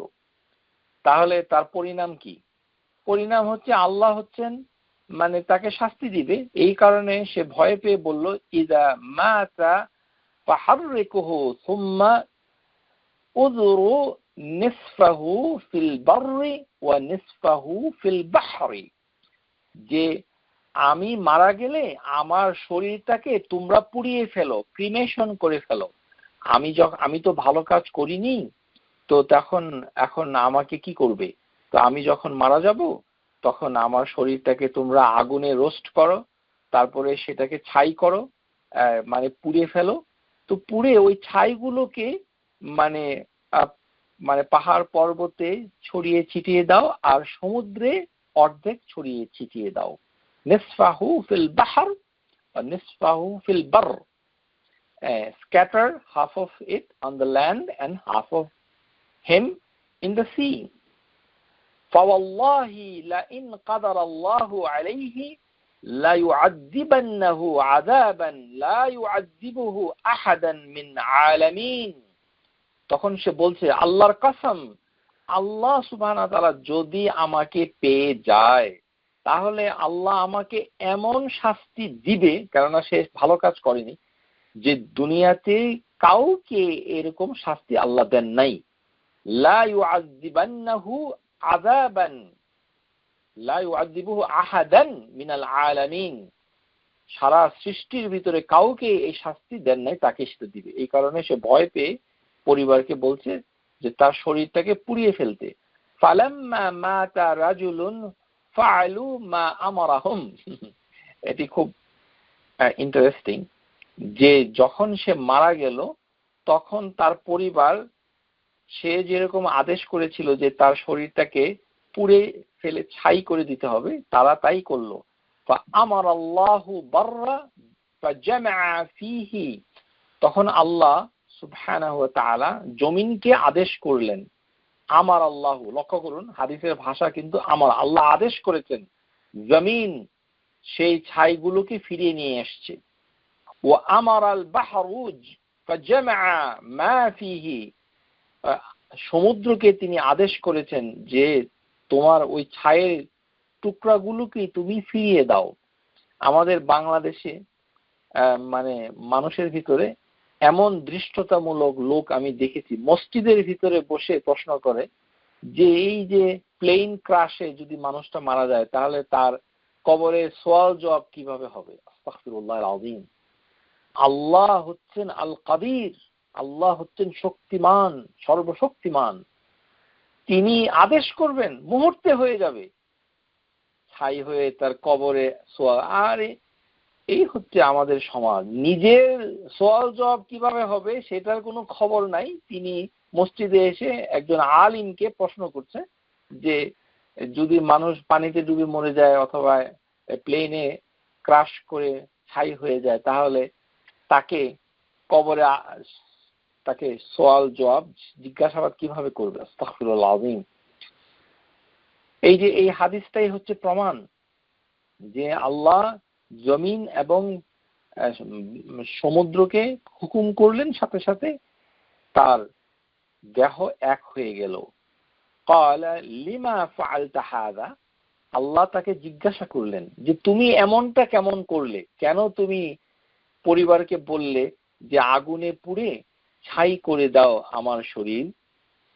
ক্বাল মিন খাশিয়াতিক ইয়া রাব্বি ওয়া আনতা আ'লামু, হে আমার রব, আমি আপনাকে ভয় করি। যে সে বলছে খাশিয়াতা ইয়া রাব্বি, হে আমার রব, আপনাকে আমি ভয় করি। ওয়া আনতা আ'লামু, আর আপনি ভালো জানেন। ওই লোকটা কিন্তু আকীদা ঠিক আছে, কিছুটা ঠিক আছে কিন্তু কিছুটা ঠিক নাই। লোকটার কি আকীদা ঠিক আছে যে আল্লাহকে ভয় করলে আল্লাহ ক্ষমা করবে, এটা। আর আল্লাহ সুবহানাহু ওয়া তাআলা তার কর্মকাণ্ডকে যে আগেই জেনে ফেলছে, সেটাও সে স্বীকার করছে। তাহলে দুটো জিনিস সে জানে কিন্তু সব জানে না। এই হাদিসটা কিন্তু অনেক জটিল, এটা অনেকেই বুঝে না, এই কারণে আমরা একটু বিস্তারিত ব্যাখ্যা করছি। এই হাদিসটা ভালো করে বুঝতে হবে। ফাগাফারাল্লাহু লাহু, আল্লাহ সুবহানাহু ওয়া তাআলা তখন ক্ষমা করে দিলেন। এই ঘটনাটা কোন বনি ইসরাইলের ঘটনা নাকি উম্মতে মুহাম্মদের ঘটনা আমরা জানি না, আল্লাহ নোজ বেস্ট। এটা কখন সংঘটিত হয়েছে তাও জানি না, এটা আমরা জানি না। কিন্তু হাদিসে এসেছে, বুখারী মুসলিমের হাদিস, বুখারীতে এই শব্দটা অন্যভাবে এসেছে, ইজা আনা মুত্তু, আমি যদি মরে যাই, বা আহরিকুনি, আমাকে তোমরা জ্বালিয়ে দাও, ও আতহানুনি, আমাকে ক্রাশ করো, গ্রাইন্ড করো, একেবারে হাড্ডি গুড্ডি চূর্ণ করে, সুম্মা যাররানি ফিল রিহি, বাতাসে ছড়িয়ে দাও। মানে একটা হাদিসে এসেছে পাহাড়ে এবং সমুদ্রে অর্ধেক অর্ধেক ছাই করে দাও, আর একটা হাদিসের রেওয়ায়াত এসেছে যে বাতাসে ছড়িয়ে দাও। মানে আরো ভয় পাচ্ছে যে পানিতে আর পাহাড়ে দিলে তো সেটা থেকে যাবে, বাতাসে উড়িয়ে দাও, যেন কোনো অস্তিত্ব না থাকে, মানে একদম ভ্যানিশ করে দাও। এই হাদিসের ব্যাখ্যায় শাইখুল ইসলাম ইবনে তাইমিয়া রাহিমাহুল্লাহ তিনি বলছেন যে লোকটা আসলে জাহিল। বুঝতে পেরেছেন? এই লোকটা কিন্তু খুব শিক্ষিত নয়, প্রশংসা করার কোনো কারণ নাই, ভালো করে শুনুন। এই কারণেই বলছি, হাদিস পড়ে মানুষকে ভুল ব্যাখ্যা দিবেন না। হাদিস পড়ে হাদিস থেকে জ্ঞান নিতে হবে যে হাদিসটা বলতে কি বোঝায়। এই হাদিস সম্পর্কে এই কাজটা ওই লোকটা ভালো করে নাই। কেননা মুসলমান যদি হয় উম্মতে মুহাম্মাদি, তার শরীর সে পোড়াতে পারে না। বুঝেছেন? নিউ ইয়র্ক শহরে কতিপয় নামধারী মুসলিম, জানি না তারা মুসলিম কিনা, অথবা শোনা যায় এরকম টরন্টো এই সকল শহরে, যে তার ছেলেকে মেয়েকে ক্রিমেশ করবে, পুড়িয়ে ফেলবে, শরীয়ত বিরোধী। আমরা যারা হিন্দু মুশরিক, তারাও যদি মুসলমানদের দেশে মারা যায় এবং ওই হিন্দু লোকটার যদি কেউ না থাকে, তাতেও হিন্দু লোকটার দেহ পোড়ানো যায় না। এর দলিল হচ্ছে আলী রাদিয়াল্লাহু তাআলা আনহুর পিতা আবু তালিব, আমাদের রাসূলুল্লাহ সাল্লাল্লাহু আলাইহি সাল্লামের চাচা আবু তালিব। আবু তালেবের ইন্তেকালের পর আল্লাহ রাসূল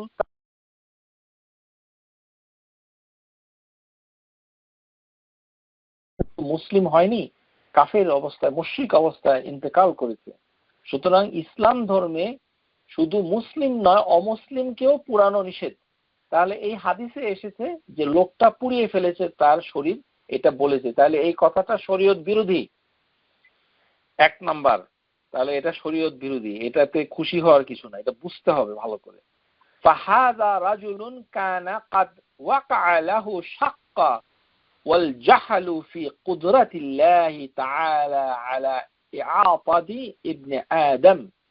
এই লোকটার আরেকটা সমস্যা হচ্ছে, তার অন্তরে ছিল ডাউট, সে সন্দেহ করছে আল্লাহর ক্ষমতা সম্পর্কে। কুদরাতিল্লাহ, আল্লাহর যে ক্ষমতা, এই সম্পর্কে সে জাহিল, সে মূর্খ, অজ্ঞ।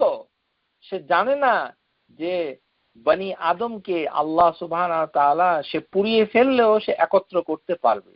অর্থাৎ আল্লাহর ক্ষমতা সম্পর্কে সে অজ্ঞ ছিল। বাদা মা উহরিকু ওয়া যুররিয়া ওয়া আলা আন্নাহু ইউঈদুল মাইয়িতি ইয়াহশুরু ইযা ফাআলা বিযালিকা ওয়াহাদান আসলান আযীমান।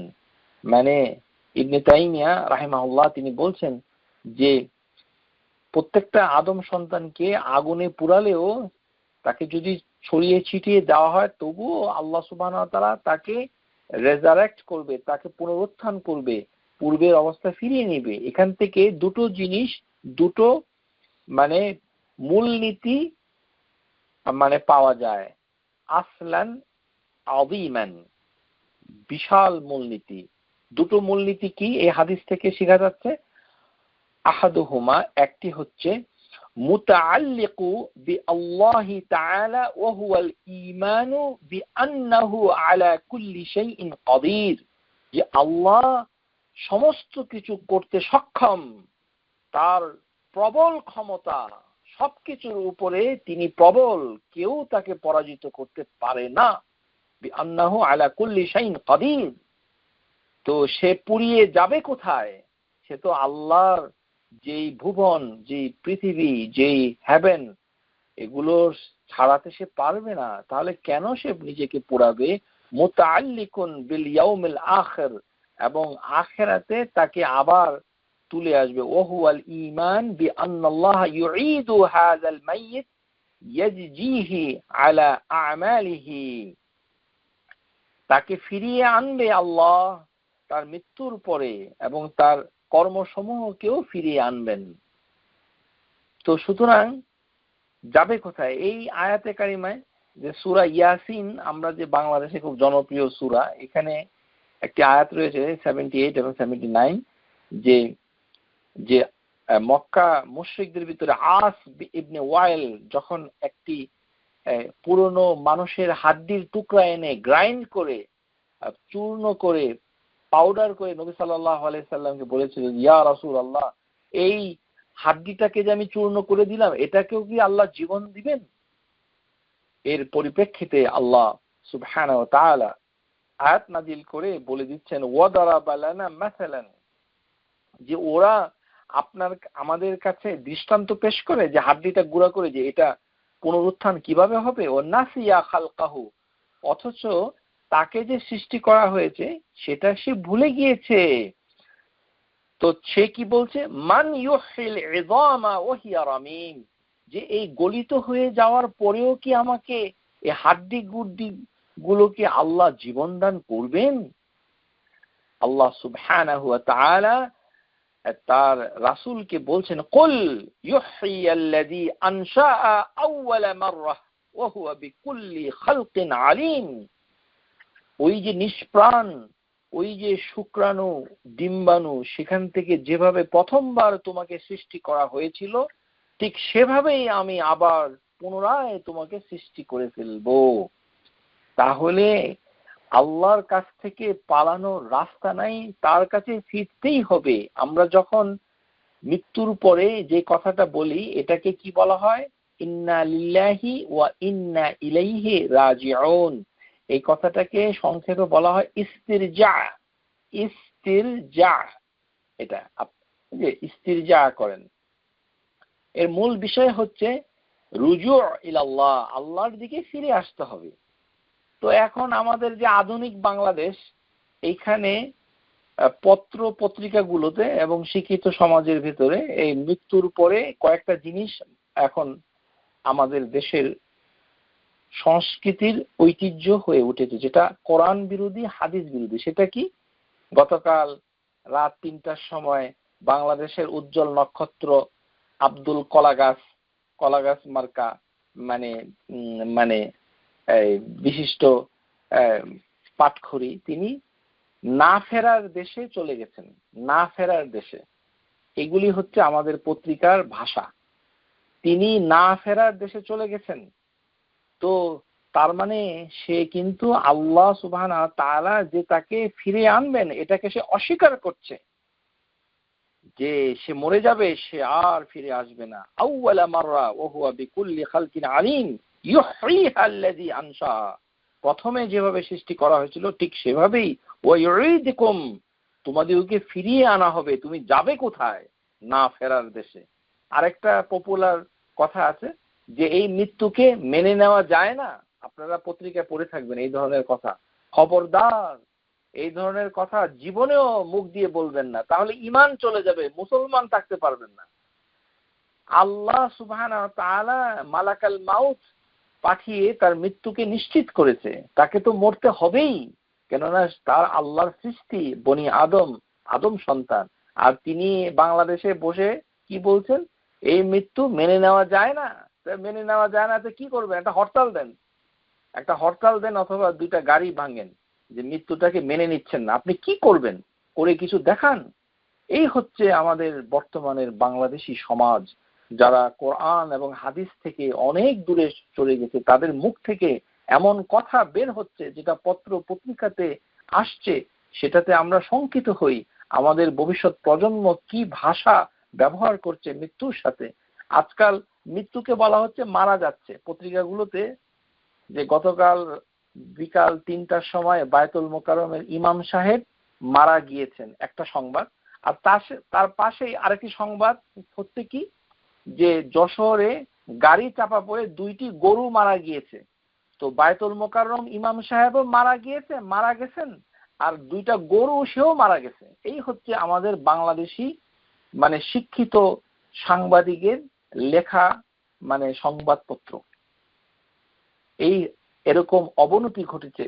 গরু এবং মানুষের সাথে কোনো পার্থক্য নাই মৃত্যুর সংবাদ পরিবেশনায়, দুঃখজনক বটে। অথচ আগে আমরা ছোটবেলায় পড়তাম যে তিনি পরলোক গমন করেছেন, অর্থাৎ চলে গেছেন, পাস্ট ওয়ে ইংরেজিতে যেটাকে বলা হয়, এটাকেই আরবিতে বলা হয় ইন্তেকাল। ইন্তেকাল কিন্তু মৃত্যু না, মৃত্যু বোঝায় না। ইন্তেকাল মানে কি? চলে যাওয়া। ফান তালাকা, সূরা কাহাফ, মুসা আলাইহিস সালাম কে আল্লাহ সুবহানাহু ওয়া তাআলা বলছে যে ওই যে ইউশা বিন নুন তার সাথে কাজের লোকটা, ছেলেটা যে ছিল, তারা কি করলো? ফান তালাকা, তারা চলে গেল, পথ চললো। এই যে ইন্তেকালা মানে চলে যাওয়া। তো ইন্তেকাল কথাটার মানে হচ্ছে চলে যাওয়া, পাস্ট ওয়ে।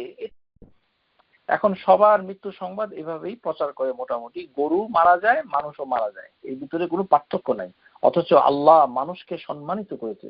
সে যদি হিন্দুও হয় তখনও তাকে অ্যাপ্রোপ্রিয়েট শব্দ ব্যবহার করতে হবে, বলতে হবে তিনি ইহদাম ত্যাগ করেছেন, পরলোক গমন করেছেন, শেষ নিঃশ্বাস ত্যাগ করেছেন। কত সুন্দর সুন্দর শব্দ রয়েছে মৃত্যুর সংবাদটা পরিবেশন করার জন্য। কিন্তু গরুর সাথে মানুষের মৃত্যু একইভাবে একই ভাষায় প্রচার হচ্ছে। আবার বলছে যে এই মৃত্যুকে মেনে নেওয়া যায় না, তিনি না ফেরার দেশে চলেছেন। গতকালকে পত্রিকায় দেখলাম মহাসিন্ধুর পারে অবস্থান করছেন। আরেক নতুন মানে মানে এগুলি মুসলমানের ঘরে এই ধরনের মানুষ কিভাবে জন্ম নেয়, আমি আশ্চর্য হচ্ছি। বাংলাদেশি সমাজ কিছুদিন, এই 2-1 দিন আগে একজন বিশিষ্ট ব্যক্তি ইন্তেকাল করেছেন এবং তার সংবাদটা পত্রিকায় এসেছে যে জনাব অমুক অমুক তিনি মহাসিন্ধুর ওপারে অবস্থান করছেন, সেখানে তিনি বাতিঘর জ্বালিয়ে রেখেছেন। মহাসিন্ধুটা কোথায়? আস্তাগফিরুল্লাহিল আযীম। তার মানে তারা বলতে চাচ্ছে যে এই দুনিয়া অথবা এই হেভেন, এগুলোর কোনো একটা জায়গা থেকে তারা আমাদেরকে দেখছে। ওই যে হিন্দু ধর্মে আছে না যে জীবনানন্দ দাশের কবিতা, যে আবার আসিব ফিরে কাক চিল পেঁচা হয়ে, ওরকম মহাসিন্ধুর পারে অবস্থান করছে, কিছুদিন পরে আমাদের উঠানে আসবে কাক হয়ে অথবা চিল হয়ে ইত্যাদি। আস্তাগফিরুল্লাহিল আযীম। মুসলিম কিভাবে এগুলো বলে? মহাসিন্ধুর পারে মেনে নেওয়া যায় না, না ফেরার দেশে। আল্লাহ সুবহানাহু ওয়া তাআলা বলছেন ওয়ালান আজিদা মিন দুনিহি মুলতাহাদা, আল্লাহ ছাড়া কোথায় আমি আশ্রয় পাবো? আইনামা তাকুনু ইয়াতি বিকুমুল্লাহু জামিআন। এই কারণেই আল্লাহ সুবহানাহু ওয়া তাআলা কোরআনুল কারীমের একটি আয়াত রয়েছে, আসুন ওই আয়াতটা আমরা ভালো করে শিখি। যারা তাফসীর করেন তারা এই আয়াতটা ভালো করে শিখে মানুষকে বলবেন, কেননা এটা ইন্টারেস্টিং আয়াত। সূরা আয-যারিয়াত আয়াত নাম্বার 50। ফাফিরু ইলাল্লাহ ইন্নী লাকুম মিনহু নাযীরুম মুবিন। ফাফিরু ইলাল্লাহ, এই আয়াতের অনুবাদে আমাদের বাংলাদেশি কোরআনগুলোতে যে অনুবাদ হয়েছে সেটা কতটুকু শুদ্ধ সেটা জানতে গেলে নোবেল কোরআন ডক্টর মহসিন খান অথবা ওয়ার্ড টু ওয়ার্ড কোরআন যেটা আছে যে ডক্টর মোহর আলী রাহিমাহুল্লাহুমা, এদের অথবা হাফিজাহুল্লাহু, তাদের কোরআনের ইংরেজি অনুবাদ দেখতে পারেন। সেখানে লেখা আছে ফ্লি টু আল্লাহ, ফ্লি। আর বাংলা অনুবাদে লেখা আছে ধাবিত হও আল্লাহর দিকে। এটা তো ফাফিরু ফিরারান, অর্থাৎ পালিয়ে যাও, ফ্লিং টু আল্লাহ। এটা কিন্তু এটার অর্থ ফাফিরু ফিরা। তাহলে বাংলা অনুবাদ সঠিক হয়নি। যে অনুবাদটা করা হয়েছে ধাবমান হও, ধাবমান হও আল্লাহর দিকে। এই জন্য প্রিয় শ্রোতা, বাংলায় কি পড়তেছেন ওটা একটু ইংরেজিতে কোরআনগুলোর সাথে একটু মিলিয়ে দেখুন ঠিক আছে কিনা। ফ্লি, রান অ্যাওয়ে টু আল্লাহ, এটা একটু ব্যতিক্রম ধর্মে একটি আয়াত। এই আয়াতটা কোরআনুল কারিমে অত্যন্ত জটিল। আয়াতে আল্লাহ বলছেন ফাফিররু, পালিয়ে যাও, কিন্তু বলছে পালানোর কথা যখনই আল্লাহ বলেন তখনই আল্লাহ সুবহানাহু ওয়া তাআলা বলবেন মিন, এটার থেকে পালিয়ে যাও, কিন্তু আল্লাহ বলছেন ইলাল্লাহ, আল্লাহর দিকে পালিয়ে যাও। তাহলে কার থেকে পালাবে, কোথায় পালাবে? আবার বলছেন ইলাল্লাহ, আল্লাহর দিকে। এই জন্য ধাবমান হও আল্লাহর দিকে বাংলা ভাষায় আমাদের ডক্টর আবু মোহাম্মদ জাকারিয়া হাফিজাহুল্লাহ তার অনুবাদও দেখেন, ডক্টর মুজিবুর রহমান হাফিজাহুল্লাহ, তাদের সবার একই, ধাবমান হও। কিন্তু এটা ইংরেজির সাথে মিল নাই। এখানে অনুবাদ হবে পালিয়ে যাও আল্লাহর দিকে, এটাই হবে সঠিক অনুবাদ, পালিয়ে যাও, ধাবমান হও না। ধাবমান হওয়ার আরবি হচ্ছে কদ্দাম, কদ্দামা, ওয়াদি'a কদ্দামা, যে সামনে অ্যাডভান্স হও। এখানে বলা হচ্ছে ফেরারু, ফাফিররু। যারা তাফসির করেন তাদেরকে সতর্ক হতে বলছি, যারা বাংলা অনুবাদ পড়ে তাফসির করেন আপনি ভুল তাফসির করতে পারেন যদি আপনি ঠিক মতো না জানেন, সাবধান। ফাফিররু ইফরার ফেরারান, ফাররু মানে হচ্ছে ফিরিয়ে যাওয়া, ফেরারি। আমরা আসামিকে কি বলি? আমরা যে বাংলা ভাষায় কি বলি যে ফেরারি আসামি, ফেরার মানে কি? সে আসামিকে পুলিশ ধরতে পারে না, সে পালিয়ে বেড়াচ্ছে, ফেরারি। আহা, ফেরারি আসামি। তাহলে এটা আরবি শব্দ ফেরার। আল্লাহ এটাই বলছেন ফাফিররু, তুমি পালিয়ে যাও। কিন্তু আশ্চর্যজনক ভাবে এই আয়াতে এসেছে কি ইলাল্লাহ, আল্লাহর দিকে। তাহলে পালাবে কার থেকে? এটা একটা বিষয়। এই জন্য ইংরেজি অনুবাদটা এইভাবে করেছে, সুবহানাল্লাহ। যারা ইংরেজি করেছে তারা অনেক শুদ্ধ ইংরেজি করেছে, সুবহানাল্লাহ। ফ্লিং টু আল্লাহ, ফ্লি, রান অ্যাওয়ে টু আল্লাহ। আর আমরা যেহেতু বাংলাদেশি, আমাদের তো মানে ভাগ্য এত সুপ্রসন্ন নয়, এই জন্য আমরা বঞ্চিত হয়েছি সঠিক অর্থটা মানে জানার। এটা আসলে ভাবার্থ, ধাবিত হও আল্লাহর কাছে, আল্লাহর দিকে, এটি হচ্ছে তাফসির। এটা অর্থ মানে শব্দার্থ নয়। অর্থাৎ আল্লাহ সুবহানাহু ওয়া তাআলা বলছেন যে তুমি যাবে কোথায়। আল্লাহ বলছেন কোরআনুল কারীমে সূরা তাকবীর, ফাআইনা তাযহাবুন, তুমি কোথায় পালাবে, পালাবে কোথায় হে মানুষ? ফাআইনা তাযহাবুন, আল্লাহ হচ্ছেন মুহীত, ইহাতা বিকুল্লি শাইইন, তিনি কাফেরদেরকে, মানুষকে ঘেরাও করে রেখেছেন, যাবে কোথায়? ইয়া মাশারাল জিন্নি ওয়াল ইনস, আল্লাহ বলছেন ইয়াকুলুল ইনসানু ইয়াউমা ইযিন আইনাল মাফার, যে সেদিন মানুষ বলবে কোথায় যাবে সে, মাফার, কোথায় পালাবে মানুষ সেদিন? কাল্লা লা ওয়াজহার, কোথাও পালাতে পারবে না, একমাত্র আশ্রয় হচ্ছে আল্লাহ। কোথায় সে পালাবে? মৃত্যু যখন হয় মানুষের, তখন মৃত্যুটা হচ্ছে এক ধরনের কিয়ামা, আল কিয়ামাতুস সুগরা বলা হয় হাদিসে। মৃত্যুটাকে বলা হয় ছোট কিয়ামত। যে ব্যক্তি মরে যাচ্ছে তার জন্য সেটাই কিয়ামত। সে কোথায় যাবে, কোথায় সে আশ্রয় নিবে? তার তো কোনো জায়গা নেই।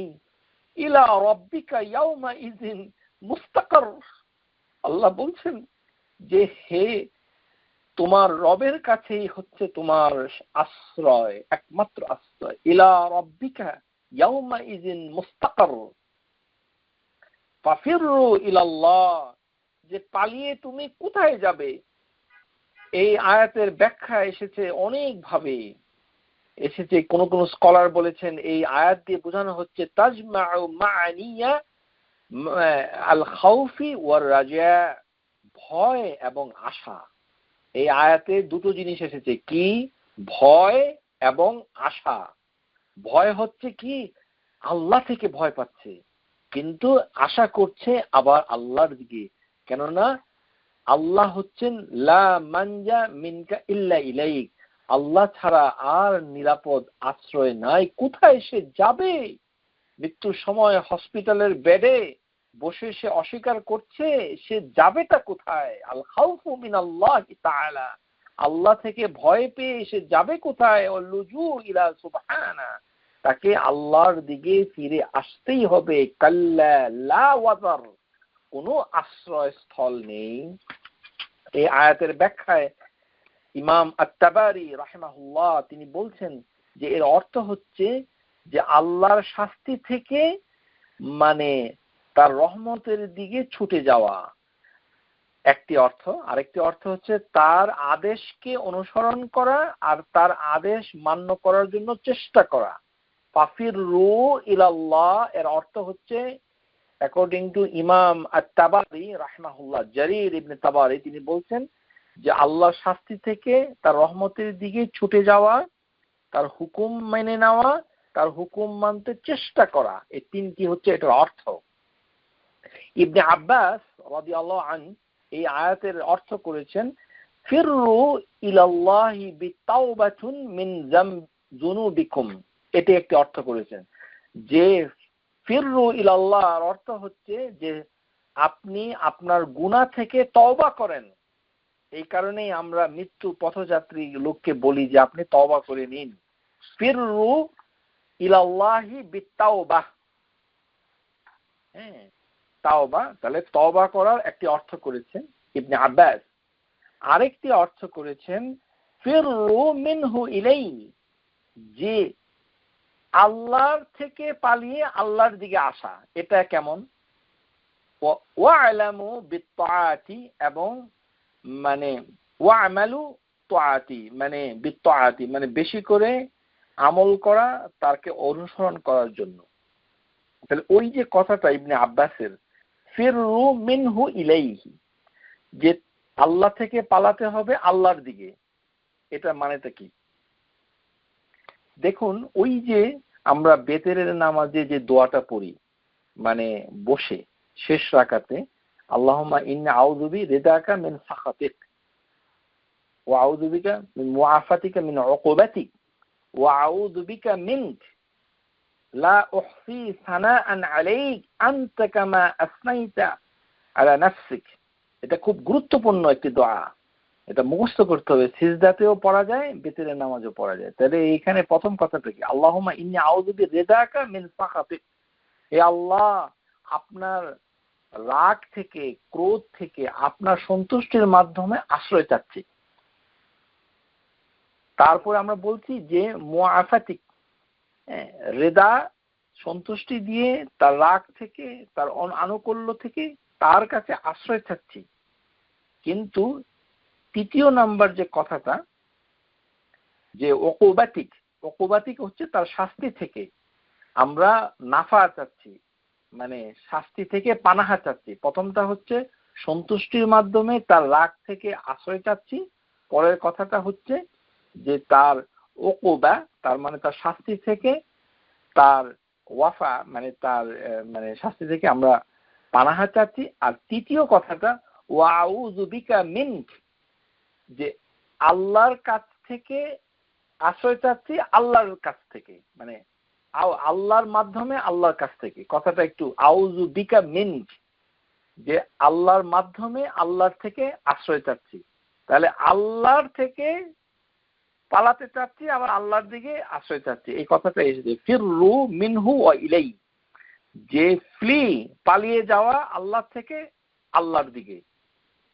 তার মানে হচ্ছে যে আল্লাহর দিকে ফিরে আসতেই হচ্ছে। মানে আমরা আল্লাহকে ভয় করছি, কিন্তু ভয় আমাদেরকে সান্ত্বনা দিচ্ছে যে এই ভয়ে তুমি পালিয়ে যাবে কোথায়? হসপিটালের বেডে। তোমাকে আল্লাহর দিকে ফিরে আসতেই হবে, কেননা আল্লাহ হচ্ছেন মুহীত।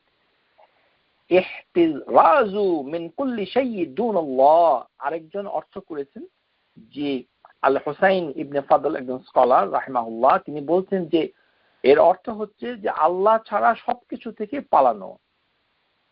ইহতিরাজু মিন কুল্লি শাইইন দুনিল্লাহ ফামান ফিররু ইলা গায়রিহি লাম ইয়ামতানা মিনহু, যে কোনো কিছু থেকে পালানো, মানে অর্থ হচ্ছে যে আল্লাহর শাস্তি থেকে পালানো, পালানো বোঝায় না।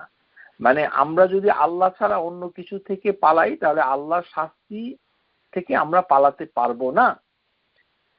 একজন স্কলার, তার নাম হচ্ছে জুন আল মাসরি, তিনি বলছেন এই কথাটার অর্থ হচ্ছে ফাফিরু মিনাল জাহাল ইলাল ইলম। এই অর্থটা খুব সুন্দর, এটা আমাদের শিখতে হবে। এটা মানে কি, পালানো মানে কি? একজন বিখ্যাত স্কলার জুন্নুন আল মাসরি রাহিমাহুল্লাহ ইয়াকুল মা'না হাযিল আয়াত, এই আয়াতের অর্থ বলছেন কি, ফাফিরু মিনাল জাহলি ইলাল ইলম, যে অজ্ঞতা থেকে নলেজের দিকে তুমি দৌড় দাও। সারা জীবন অজ্ঞ থেকেছো, কিছুই জানছো না, সুতরাং তুমি দৌড়িয়ে যাও জ্ঞানের দিকে, অন্ধকার থেকে আলোর পথে আসো। এটাই হচ্ছে ফাফির রু ইলাল্লাহ, আল্লাহর দিকে যাওয়া মানে হচ্ছে জাহাল, জহলা, ইগনোরেন্স থেকে নলেজের দিকে যাওয়া। আরেকটা অর্থ করেছেন ওমিনাল কুফরি ইলা শুকর, যে কুফুর থেকে শুকুরে যাও, মানে আল্লাহর নৈকট্য পাওয়ার জন্য আল্লাহর রহমত আনুগত্য স্বীকার করো, আল্লাহর আনুগত্যে সন্তুষ্ট প্রকাশ করো, শুকর আদায় করো, আর কুফরি থেকে বেঁচে থাকো। ফাফিরু মিন আনফুসিকুম ইলা রাব্বিকুম, নিজের থেকে পালিয়ে থাকো, নিজের নফস থেকে পালিয়ে থাকো, আল্লাহর যে তাকদীরের দিকে ফিরে যাও। ফিরু মিম্মা সিওয়া আল্লাহি ইলাল্লাহ, সবকিছু থেকে ফিরে যাও কিন্তু আল্লাহ থেকে মানে পালাতে পারবে না, ইত্যাদি। তাহলে মানুষ পালিয়ে যাবে কোথায়? কোথাও যাওয়ার জায়গা নেই। পালানোটা যদি সহজ হতো তাহলে কে পালাতে চাইতো? কুইজ আপনাদের প্রতি, আজকের রাতের শেষ কুইজ। সৃষ্টির ভিতরে আল্লাহ সুবহানাহু ওয়া তাআলা সৃষ্টি করেছেন, সবচেয়ে আল্লাহর সৃষ্টির ভিতরে সবচেয়ে বড় অপরাধ করেছে কে? আল ইবলিস। ইবলিসের অপরাধ হচ্ছে সবচেয়ে গুরুতর, কেননা সরাসরি সে আল্লাহর হুকুমকে অস্বীকার করেছে। আল্লাহ তাকে অভিশাপ দিয়েছেন, ইন্নাল ইবলিসু লা'নাহুল্লাহ, আল্লাহর অভিশাপ প্রাপ্ত ইবলিস। তাহলে ইবলিস চেষ্টা করেছে যে সে কিভাবে পালাতে পারে, তো তারই একটা প্রজেক্ট হচ্ছে বেঁচে থাকা। তো এই কারণে ইবলিস দোয়া করেছে যে হে আল্লাহ, আমাকে তুমি অনেক দিন বাঁচিয়ে রাখো। এই জন্য মৃত্যু পথযাত্রী যে খালি বেঁচে থাকলে রহমত প্রাপ্ত হচ্ছে, এই ধারণা করাটা ঠিক নয়। আমাদের অনেকেই এরকম ধারণা করে যে উনি একেবারে মরেই গিয়েছিলেন, মৃত্যু থেকে আবার বেঁচে এসেছেন। বেঁচে আসলে অনেক সময় রহমত হতে পারে, নট নেসেসারিলি খারাপ, কিন্তু অনেক সময় দেখা যায় সে এসে আগের যে তার আরো বেপরোয়া হয়ে গেছে, এরকম হয় অনেক সময়। কিন্তু আল্লাহ ভালো জানেন এটা তার মঙ্গলের জন্য হয়েছে নাকি না, মানে তার কপাল মন্দের জন্য হয়েছে, উই ডোন্ট নো।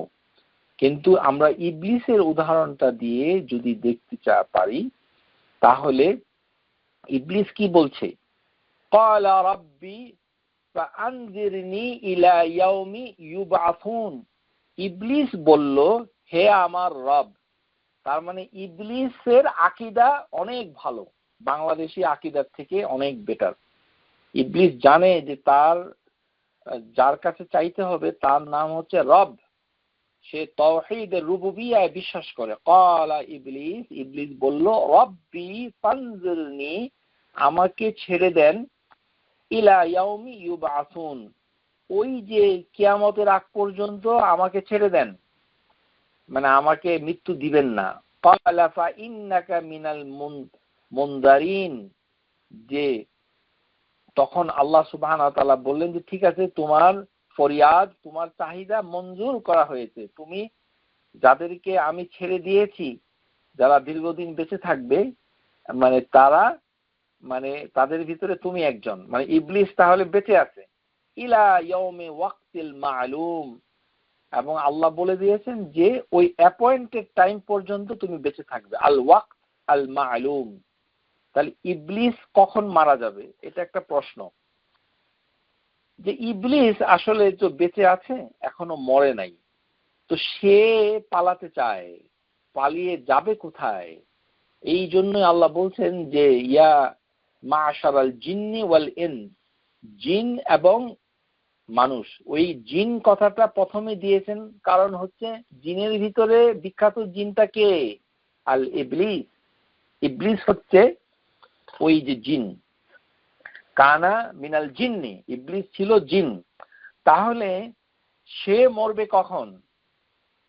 সে মরবে কখন এটা আল্লাহ সুবহানাহু ওয়া তাআলা কোরআনুল কারীমে পরিষ্কার করেন নাই। তিনি বলেছেন ইয়াউমিল ওয়াক্তি মা'লুম, যে অ্যাপয়েন্টেড টাইম। তো স্কলাররা বিভিন্ন ওপিনিয়ন দিয়েছে, বলেছে যে প্রথম সিংহায় ফু দিলে, আবার কেউ বলেছে দ্বিতীয় সিংহায় ফু দেওয়া পর্যন্ত, কিয়ামত পর্যন্ত না। কেননা নাফাকাতুস সানিয়া, ইয়াউমাল বুউস নাফাকাতুস সানিয়া, মানে প্রথম সিংহায় ফু দিলে সমস্ত প্রাণী মরে যাবে, এটা হাদিসে এসেছে। আর দ্বিতীয় সিংহায় ফু দিলে আবার জেগে উঠবে, বুউস হবে। তার এই হাদিসের দলিলের পরিপ্রেক্ষিতে যেটা জানা যায় সেটা হচ্ছে যে মেজরিটি স্কলার মনে করে ইবলিস ওয়া যাহাবু আকসারু আহলুল ইলম আন্নাল মাকসুদ ইয়াউমাল ওয়াক্তিল মা'লুম, যে অ্যাপয়েন্টেড টাইম ইবলিস যখন মারা যাবে সেটা হচ্ছে ওয়া হুয়া ইয়াউমি মাউত জামিউল খালায়েক ফানাইহা ইনদাল নাফকাতুল উলা, যে প্রথম সিংহা যখন ফু দিবে, first blast of the trumpet, then all creature will die including Iblis. তো দ্বিতীয় সিংহা ফু দেওয়ার আগেই, তার মানে প্রথম সিংহা ফু দেওয়ার সাথে সাথে ইবলিসও ধরা পড়বে, তাকেও মৃত্যু বরণ করতে হবে। তাহলে প্রিয় শ্রোতা, এই যে আল মুহিত, এটা এত ব্যাপক যে এটার থেকে ছাড়া কেউ পাচ্ছে না, ইবলিস চেষ্টা করেও পারেনি। সুতরাং পৃথিবীর কোনো লোক পারবে না। আমরা মুহিতের যে মানে বন্ধনে চারিদিক থেকে ঘেরাও হয়ে আছি। সুতরাং আমাদের কাছে পরিষ্কার হয়েছে যে ওয়াল্লাহু মুহিতুন বিল কাফিরিন, আল্লাহ সুবহানাহু ওয়া তাআলা মানে পরিবেষ্টন করে আছেন, তার সেই পরিবেষ্টন থেকে সরে যাওয়া আমাদের পক্ষে সম্ভব নয়। এই কারণে ঘুরে ফিরে আমাদেরকে আল্লাহর কাছেই ফিরে আসতে হবে, কেননা তিনি হচ্ছেন প্রকৃত মালজা।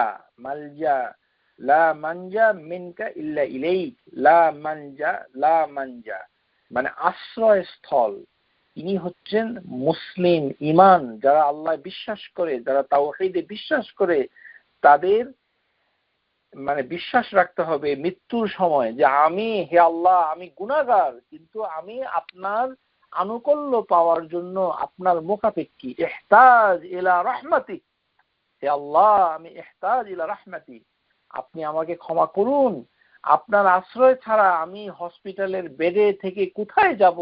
আমি তো কিছুক্ষণের ভিতরে লাইফ সাপোর্টে চলে যাব, আমার তো মৃত্যু হয়ে যাবে, দুনিয়া থেকে চলে যাব। সুতরাং আমার একমাত্র আশ্রয়স্থল হচ্ছেন আপনি, কেননা আপনি হচ্ছেন আল মুহিত। আমাকে সেই খবরই আমার আত্মীয় স্বজনরা আমাকে দিয়েছে, তারা আমার কাছে বসে আল মুহিতের আলোচনা করেছে। এই কারণেই আসুন প্রিয় শ্রোতা, আমরা সবাই আল মুহিতটাকে ভালো করে শিখি এবং তার অর্থগুলো জেনে নেই, এবং জীবনে আল মুহিত আমরা কাজে লাগিয়ে আমাদের ঈমানকে পরিশুদ্ধ করি। ওয়া আখিরু দাওয়ানা আনিল হামদুলিল্লাহি রাব্বিল আলামিন। আসসালামু আলাইকুম ওয়া রাহমাতুল্লাহি ওয়া বারাকাতুহু। Subscribe to our YouTube channel, Know Tawhid First, and press the bell icon to get new video notifications.